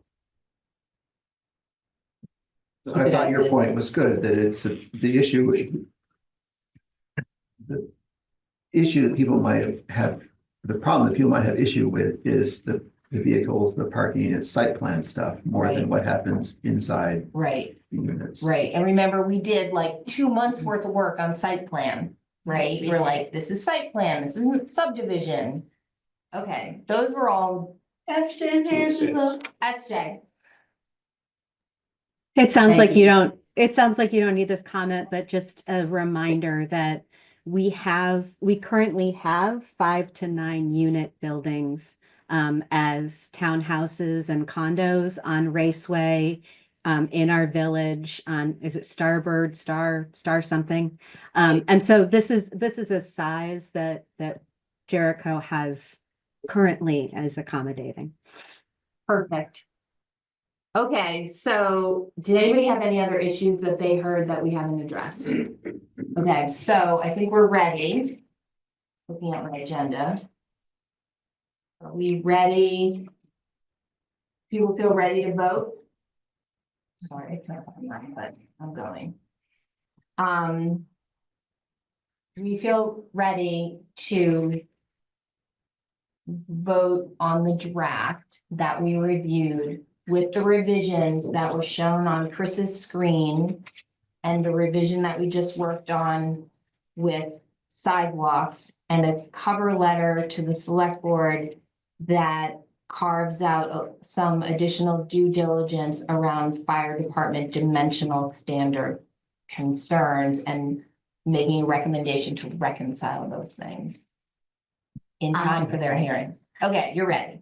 I move. So Heidi, you made that motion? I made that motion. Okay, second. Second. Chris, I'll take yours. Okay, all those in favor of approving to forward to the select board with those caveats, say yes. Yes. Yes. Any opposed? Okay, good, great, good work. Thank you very much. Excellent. Thank you very much. Everybody worked on it. Better quality as a result. Really appreciate the scrutiny. Okay, Darren. And thank you to Chris Shaheen for his guidance Oh, throughout. my goodness. Oh, yeah. You guys. The formatting and the accepting. Chris for mayor. The planning commission made it easy, so thank you. Great, so you all know Darren. Hi, Darren. Can we look at your, will you be showing us the big map? there? I've joined the meeting, or I'm going, in case I need a screen share, but, Chris had us print out this nice big map for you, so we can look at that. And everything else that I would like to talk to you about tonight, I think is a little less map oriented, but, we'll bring it up as needed. So thanks for having me, and congratulations on passing, Thank you. your amendments just now. I know this is a lot of, really important work that the town is doing, and it sounds like you've got a lot of interested public, and a lot of the comments that you've heard and issues you've discussed are exactly the reason why I'm here tonight in many ways. We are, as you know, looking at updating our regional plan in line with Act 181, which is really about encouraging more housing development in the places where we'd like to see housing development, where we plan for that and try to encourage that historically, while also preserving rural landscapes and working lands and areas of conservation at the same time. One of the things that we are trying to balance are the existing areas of development and how we can infill appropriately. So the work that you're doing is already in line with that. What I'd like to focus you on tonight, after a lot of the contribution of the working group that was convened to look at these issues with regional planning commission so that Jericho's input could be adequately incorporated into our regional planning process. Sorry, I lost the name of my sentence there, but I want to mention the working group, Sue Bessie, Sue and SJU, as well as Chris. You all, three of you spent a lot of time meeting with CCRPC staff to go over this map, to go over all the implications of Act 181, which include not only this map, but also changes to the state designation program and housing targets, as well as this concept of tier 1B of areas of limited Act 250 exemption. And ultimately, that's what action I'd like to ask of you tonight is a recommendation to your select board on tier 1B. But as we are closing the public engagement process for our regional plan map and housing targets and tier 1B, we wanted to open up those other topics for discussion too, if you have any further input. Today or yesterday is the day we closed comments on this map and our housing targets. So I'll share any details of that if you're interested, but there wasn't a ton of specific comments to Jericho. A lot of what has been brought up is already in line with what we discussed, so we will be sharing a report on the engagements with you as we pull it together. And yes, thanks for that, Chris, and write a little off script here. But yeah, so the goals tonight are to look at the future land use map, get that feedback, and then do that tier 1B request. Let's do the next slide, Chris. This is what, I'll take this one. So it's where we are. So tonight, we've got Darren here to answer any questions that we might have that weren't answered at our last session or that I haven't been able to answer for you regarding the future land use map and housing targets. And then what our recommendations are going to be onto the select board. Just to reiterate something that Darren said, the real focus for CCRPC is making sure that we get that tier 1B designation request in. We can go through what that is a little later, just as a refresher. I've held, well, Susan and I have held, but sometime on the June 3rd meeting to deal with any unresolved issues we might have. We may not have any unresolved issues, so we may be done tonight. And then the dates for the June select board meetings have moved around a little bit. June 12th is now the meeting where, again, there'll be someone from Chittenden County Regional Planning Commission at that meeting. I will be briefing each of the select board members before that meeting so that they have just some background of what's going on. And it's at that meeting that I expect Jericho to formally request to CCRPC that we request that tier 1B designation that extends the Act 250 exemptions, but we need to make that recommendation to them first. And just to be clear, the reason we're asking for that specific action is to have it documented because it really is a local decision. We want to make sure we have that clearly documented from your select board or legislative body, but ultimately we hope they look to you as the planning commission to provide their input. When we go to the land use review board to get our regional plan confirmed, the land use review board is going to look for that action, but ultimately they will also be looking at those other topics. So we just awaited the formal action on CCRPC. Yeah, so if you remember, it used to be that every year, every 2 years, we had to make a formal request to the state for some sort of designation, which predates me and that I don't fully understand. But whatever that is now going to be coming from CCRPC to the state, to the land use review board, but it needs to be initiated from us to them. So it makes it easier for us. We just have to do our bit. I pulled this up just as a quick reminder for what the land use plan designations were. So there's the village center, village area, transition, rural general, rural ag, rural conservation. There are others, but those are the only ones that apply to Jericho. Those are all the ones represented in pretty colors on the map. It is the village center and the village area designations that get the tier 1B benefits. So if you look at the way this graphic goes vertically, at the bottom there, it says tier 1B partial exemption. That is inclusive of downtown centers, village centers, planning areas, and village areas. Those are the eligible options there. You can pursue tier 1A, a full exemption from Act 250 if you choose, but that's between you and the land use review Actually, board. we don't qualify. Right, and then you have to qualify, but they would technically. I have a quick question. Yeah, go ahead. Can you remind me the transition zones? Those are keyed up to become a village area? Essentially, yes, but in Jericho's case, you've done some planning work to identify those as potential future village areas. It's in your town plan, you've got some specific studies. It doesn't meet the criteria for village center or village area yet. So we can't call on that on this iteration of the map, but as you work through those specific studies and planning efforts at the local level, next time we go to land use review board to update our regional plan, we can maybe include those. Okay. The work you've done. Okay. And if you wouldn't mind continuing, just is it a scheduled next time that you go to the land, the state? How many years are we talking? So just like your local plan, our regional plan is valid for up to 8 years, and then we re-adopt and sort of do a big update. However, we will probably do an amendment, just like you can do for your town plan, within a few years, because this is all new. We're still trying to figure it out with all of our municipalities, and we already know there's gonna be a few changes shorter term than that. Okay, is that just, I think you know that we are anxious for some, what is currently transitional to have designation, and what I understand correctly, it's in transition now and we go to 1B, it cannot be considered until you update your map. Correct. Okay, thank you for explaining that. Yeah, the transition areas are not eligible for the state designation of community investment benefits yet. Until you upgrade them to one of those other categories. They're also not eligible for the partial exemption of Act 250. So we update it and then we wait on your timing with the state for it to become real. Correct. Okay.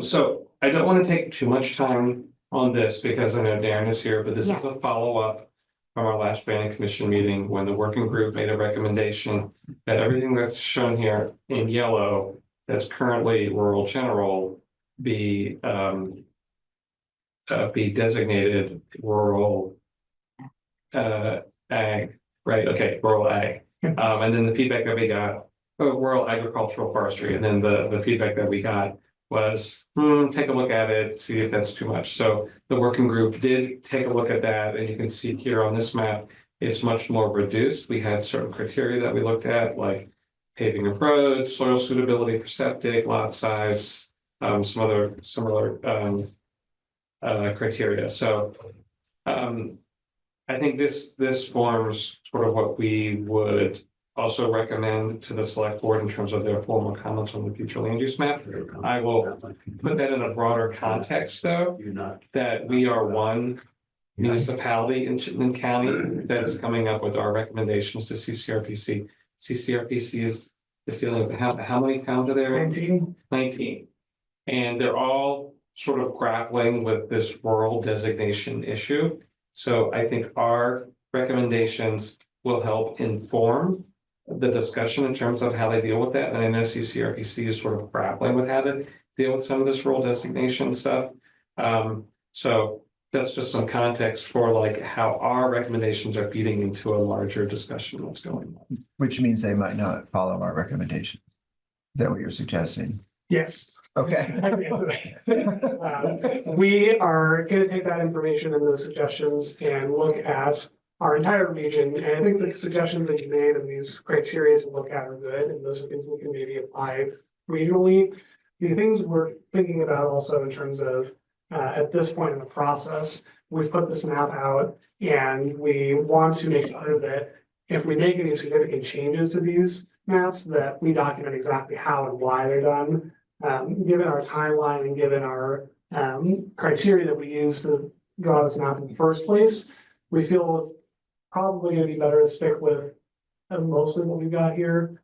But we do want to take a look at these and see if there are places where it makes sense to really shift the rural categories one way or another. We will certainly be going and doing any like small cleanup of like where I think there's a spot where Mob's Farm doesn't line up with the parcel line. We'll make that correction for sure.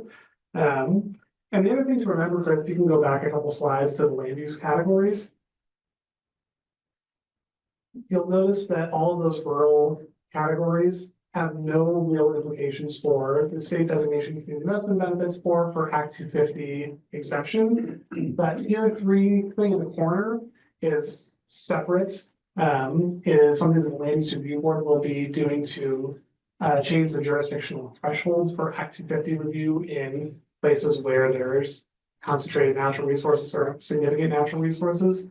Some of that may overlap with our rural conservation category, but they're actually completely different purposes in terms of what they're defined as in statute and how they're used.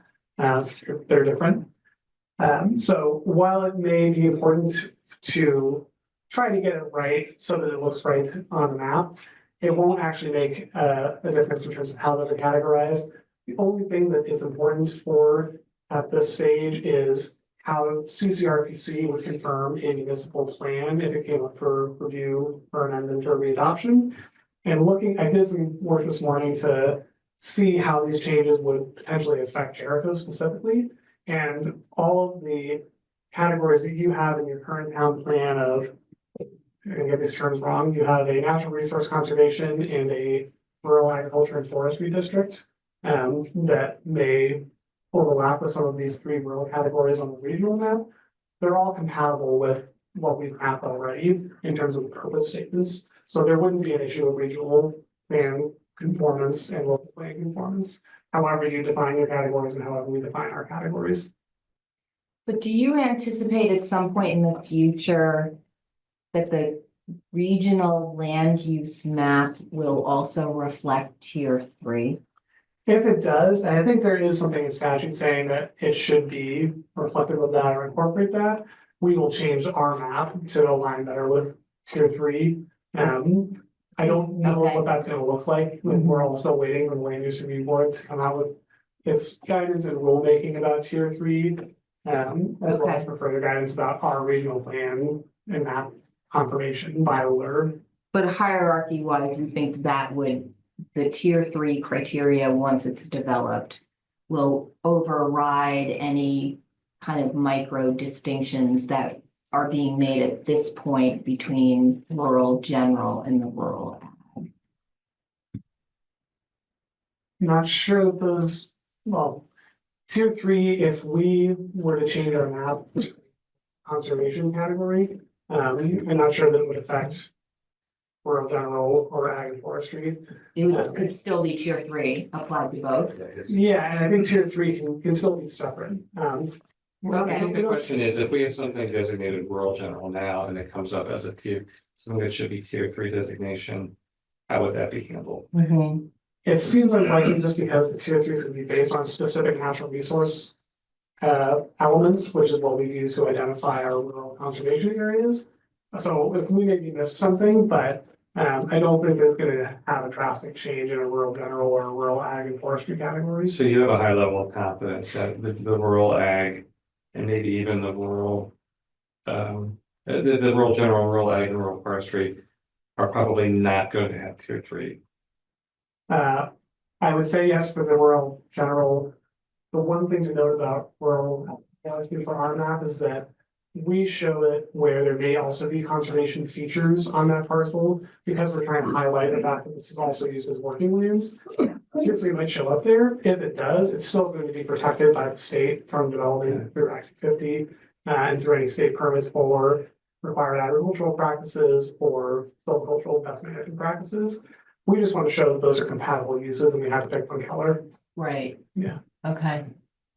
Sorry to get deep into that. No, that was helpful, thank you. We want to acknowledge the hard. We thought about that a Yeah. little bit, okay. Yeah, I wanted to go back to this one, not because I think that the way we did this is, and the working group put so much time into it, that CCRPC should just adopt it and apply it to the county. I agree. But also because, even if they don't, I think it really, the working group, it really informed the working group in terms of how we thought about that rural general designation, and I think it is going to be really helpful when we start looking at enabling housing work that we're going to be working on over the summer, and what lands may be more suited to trying to get development in those outlying areas, and which areas we should probably try to not target it. That's getting ahead of getting ourselves here, but I think whatever happens, like, it was good work that we can still use.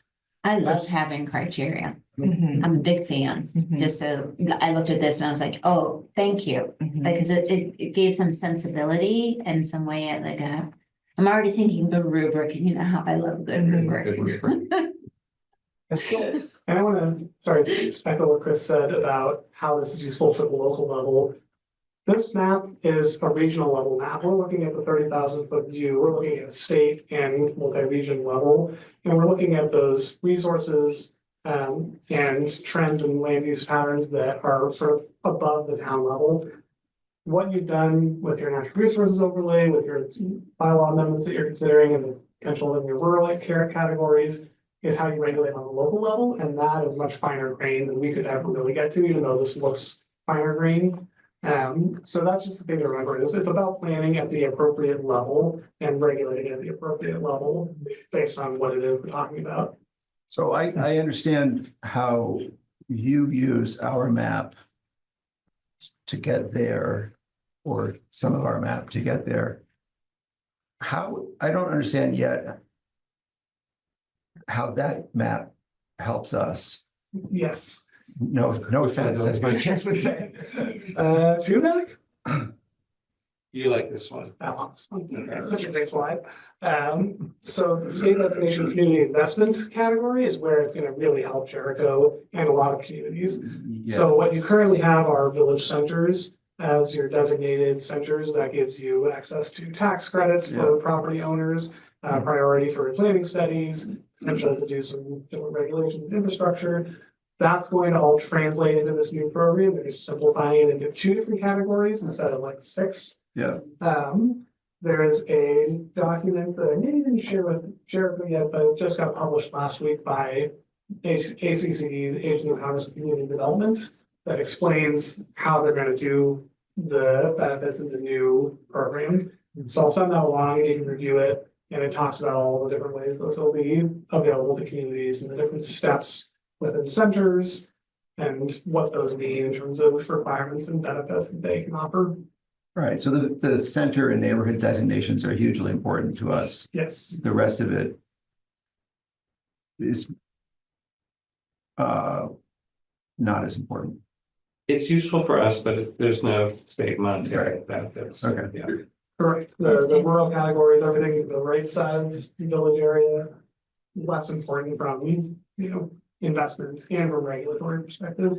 The other thing that's, we always think of the community investment program as the carrots and Act 250 as the stick.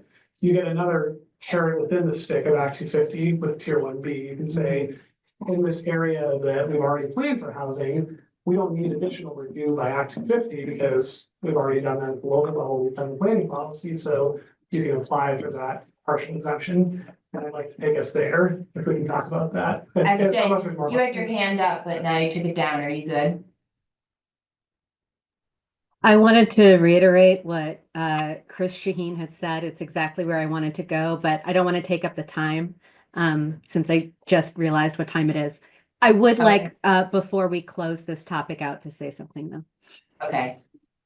Yes, if we're ready to come back to you, speak up. Do you, before we get to Tier 1B, did you want to touch on the, I think we've covered all of this, right? I think so. Did you want to touch on anything about the housing target before we get to Tier 1B? I will just mention that Jericho's housing targets were assigned based on methodology we applied across the region. There's 3 categories of towns. You're in the mixed urban and rural because you're kind of growing into a larger community, but you still got a lot of rural areas. So it is, your housing target was based on the land use allocations that we have in this regional map. That might shift a little bit because we are going to make some changes to the map to include more of Packard Road in village area. It's going to be very minor, like a couple housing units. Regardless, it's in line with Jericho's own housing target resolutions. Yeah, and if you remember at the last meeting, there was that, the working group recommendations, there was all the yellow and there was that little bit of red. That's it. So that's what Darren's referring to and saying, yeah, they're okay with that recommendation. Any questions on housing targets before we get to Tier 1B? Great. Okay. So here's my Tier 1B slide, Darren, if you want to do the talking here. I think we've talked through a lot of this already. So Tier 1 is the basically areas where Act 250 will be dialed back because it's where we want to invest in housing and other development. We don't need to do more state level impact review. Tier 2 is Act 250 status quo. That's pretty much everywhere except for Tier 1 and Tier 3, which we've talked about. So what we're asking tonight is what areas of Jericho, if any, that are eligible, would the town like to request Tier 1B exemption? Tier 1B specifically means that projects up to 50 units of housing, either as purely residential or mixed use, would be exempt from Act 250 going forward. It's very similar to the interim exemptions that are in place right now under Act 181. We can talk about those if you like, but they essentially apply to most of the same areas that that are eligible under the new permanent program. And it still means that any project would go through local review, so your development review board as required or a zoning permit. It still would get any state permits for stormwater, wetlands, general construction, etc. It just wouldn't have that Act 250 review of state and regional impacts, essentially. And if I just also restate from the last meeting, Jericho is not eligible for tier 1A because we cannot have municipal sewer and municipal water. You have to have both qualify for tier 2A. We also do not have staff capacity to take on all of the regulatory oversight that would go along with the tier 1A. So tier 1B is really the best option for us if that's something that we want to pursue. And the other thing I'll mention is you don't have to apply for request tier 1B for all of the eligible areas. You can pick and choose. It can be really whatever you want, what fits your local needs. You also don't have to do it right now. You can do it theoretically at any point in the future, potentially on that plan review timeline that we would go to the latest review board for. Still waiting for clarification on exactly how easy it is to apply for tier 1B outside of that normal cycle. And you can also pursue tier 1A at any point in the future. Although with tier 1B, if we don't pursue it now, the temporary exemptions that are in place would go away until that goes into effect. They would still be in place until CCRPC adopts its regional plan without Jericho's tier 1B areas. I'll say that because otherwise, Yeah, we don't need to, that scenario. yeah. Are the illustrations that are shown here the revised ones based on our input? Not yet. The only thing that'll change is on the Jericho Corners map.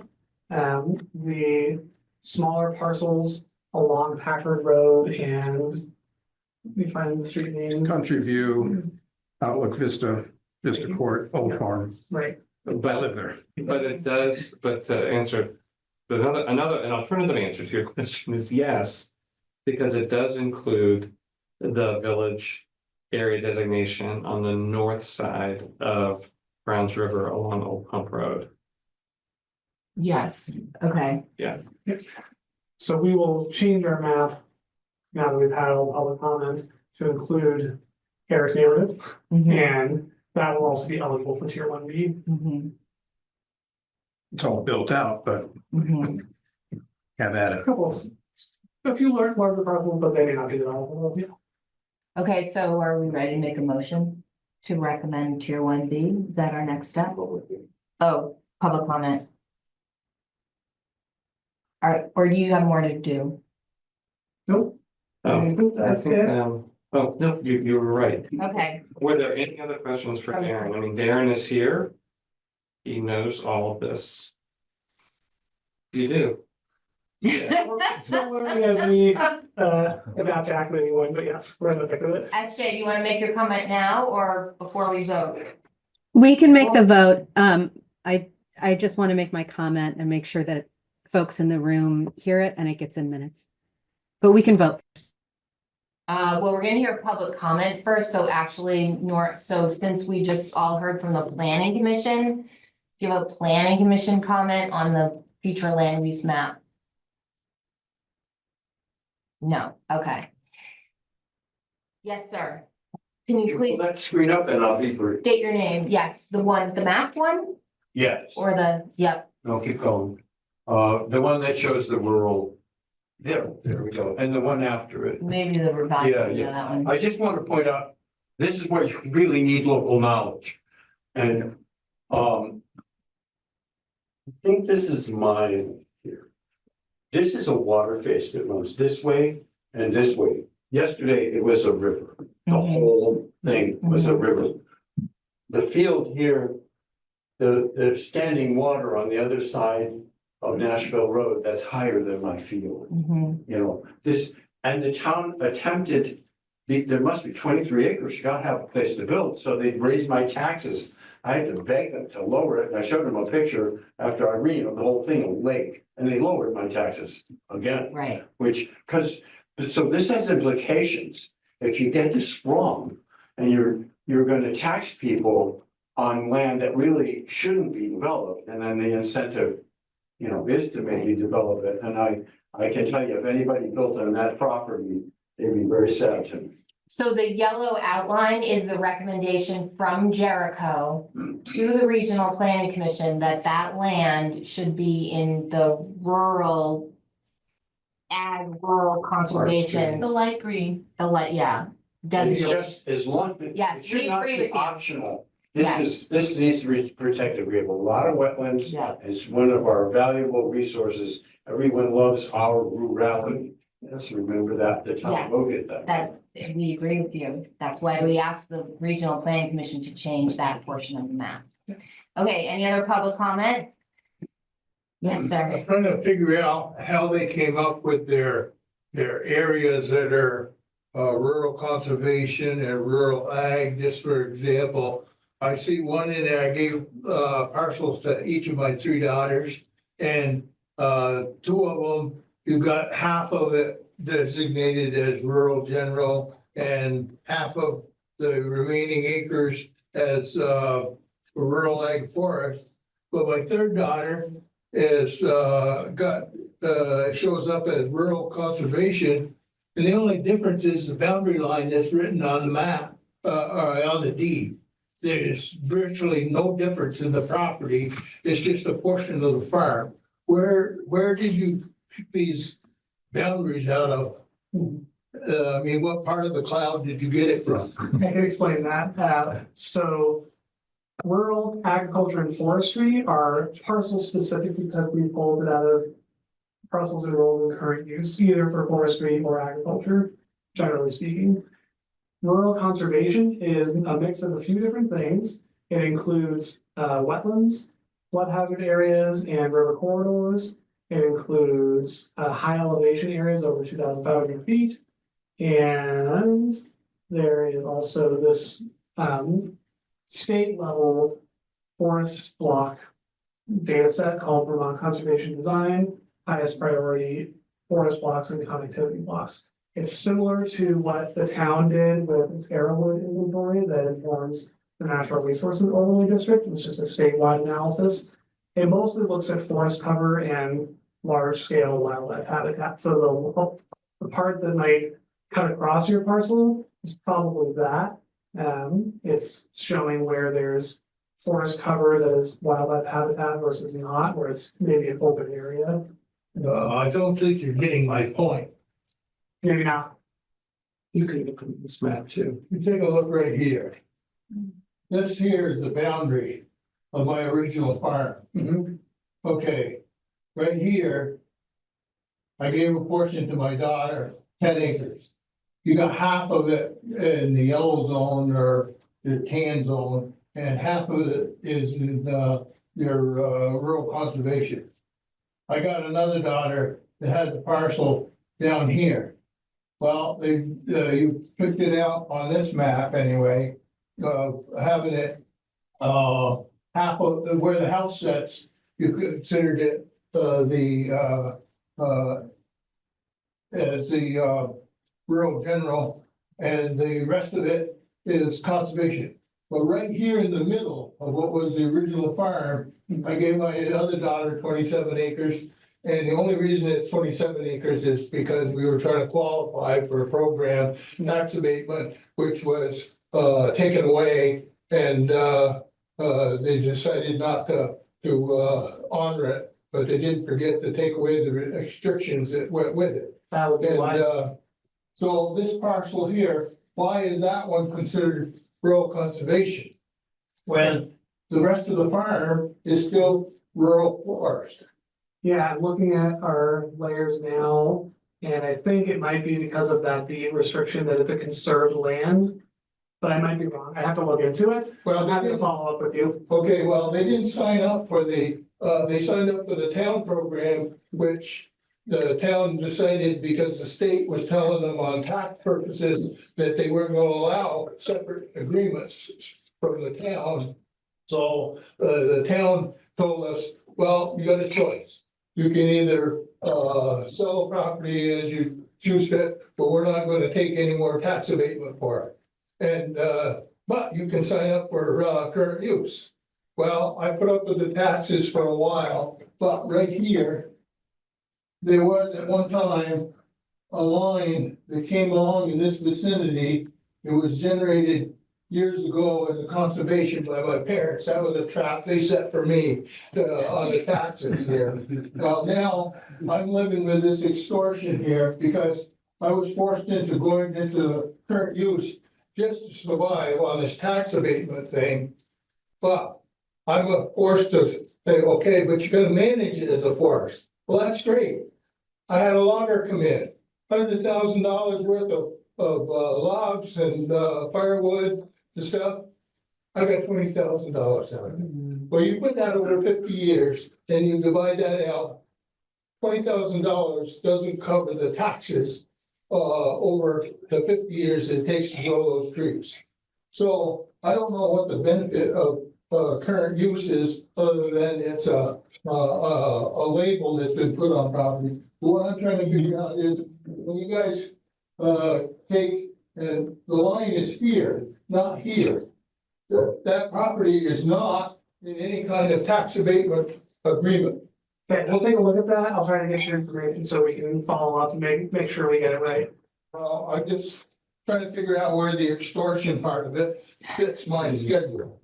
All right, Jim, you had your hand up I did. briefly, please. The devil's in the details. In the select board meeting in Jericho the other night, we heard that Chittenden Solid Waste ended up in the middle of one of these fiascos, and they could not use the land that they already own because in their interpretation of global warming, that it was now a wetland and that they had to spend a fortune to go acquire another piece of property. That we get into these competitive things without having everything clear. And the application of moving this whole thing through as fast as this is going through is another example. So our Chittenden County solid waste tipping fees are going up 30%. There's $3 to $4 million in breakage. They haven't figured out where they're going to allocate that yet. The funds are not sprinkling in from Washington the way they used to. And there's significant parcels of land here that are mislabeled as far as the Chittenden County Regional Plan is concerned. I talked to you about some of them, and I don't see it being addressed. But, and I'll use the forestry block as an example. That is a theoretical planner's thing as compared to a real feasible, workable. The lands that are actually open are heavily used by the wildlife because there's no food in the woods. So let's preserve all the places where there's no food because you have a mature forest canopy and all the animals will just die because we're not looking at this from an enlightened perspective. And if you think stuff coming out of Montpelier is enlightened and correct, that's why we have the economy that we have and why we have companies like IBM, General Electric, General Dynamics leaving the state of Vermont. So there's a big comprehensive plan that's being missed here.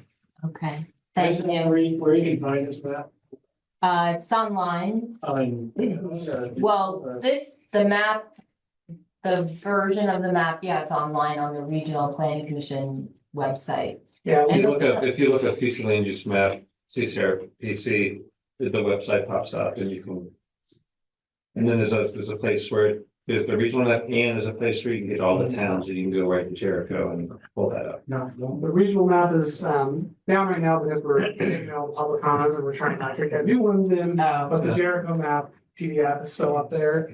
We'll have to also share that. And we have this giant printout up here that you're welcome to look at. Okay, so we need to move on and give you what you need for tonight.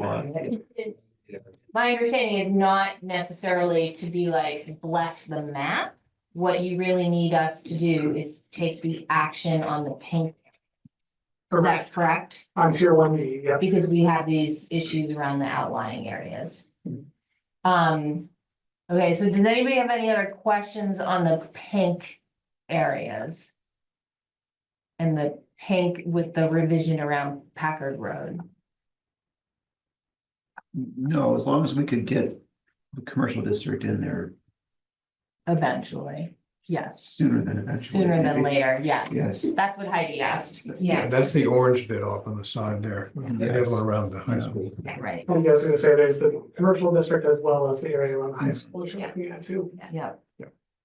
Okay, so you want a motion from us that we recommend that the select board request tier 1B designation for the pink and the pink Pink and the dark pink, yeah. Pink and the dark Village pink. areas. Village and center. village Centers. village. That's totally up to you. Okay. It's not necessarily our recommendation, but that's what Chris put for you. Okay. Yeah, Can we say, I would recommend that, I would like to motion that with the caveat that I'm pissed that we can't put in the other ones, but I understand that we can't. I tried so hard, Heidi. I tried to push Darren so hard. yeah, I appreciate it, SJ, it's particularly knowing that it's going to require not only our updating, but the CCRPC state process makes it just feel like it's just too far away.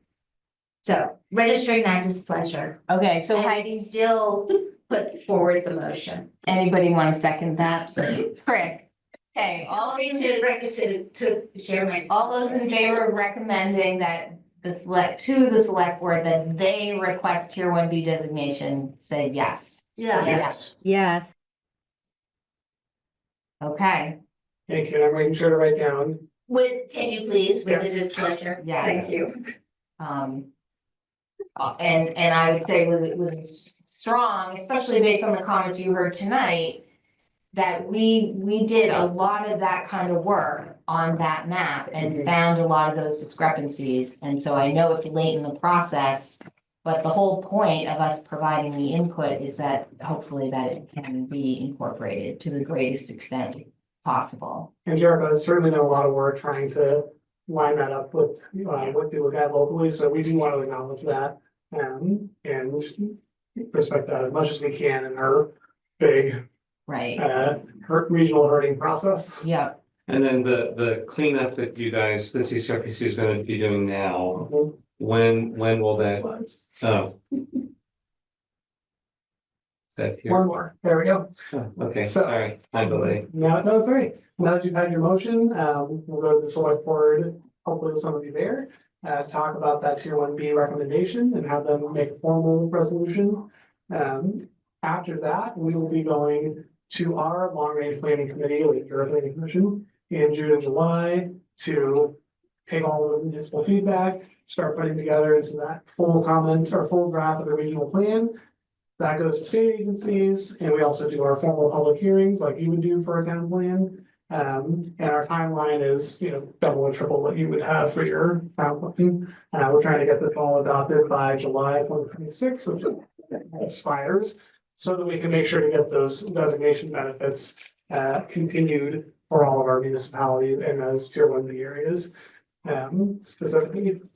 So that's the timeline for the future. There's still opportunities for you to participate in those processes, and we will be in touch if anything changes. Okay, Thank you so much. good.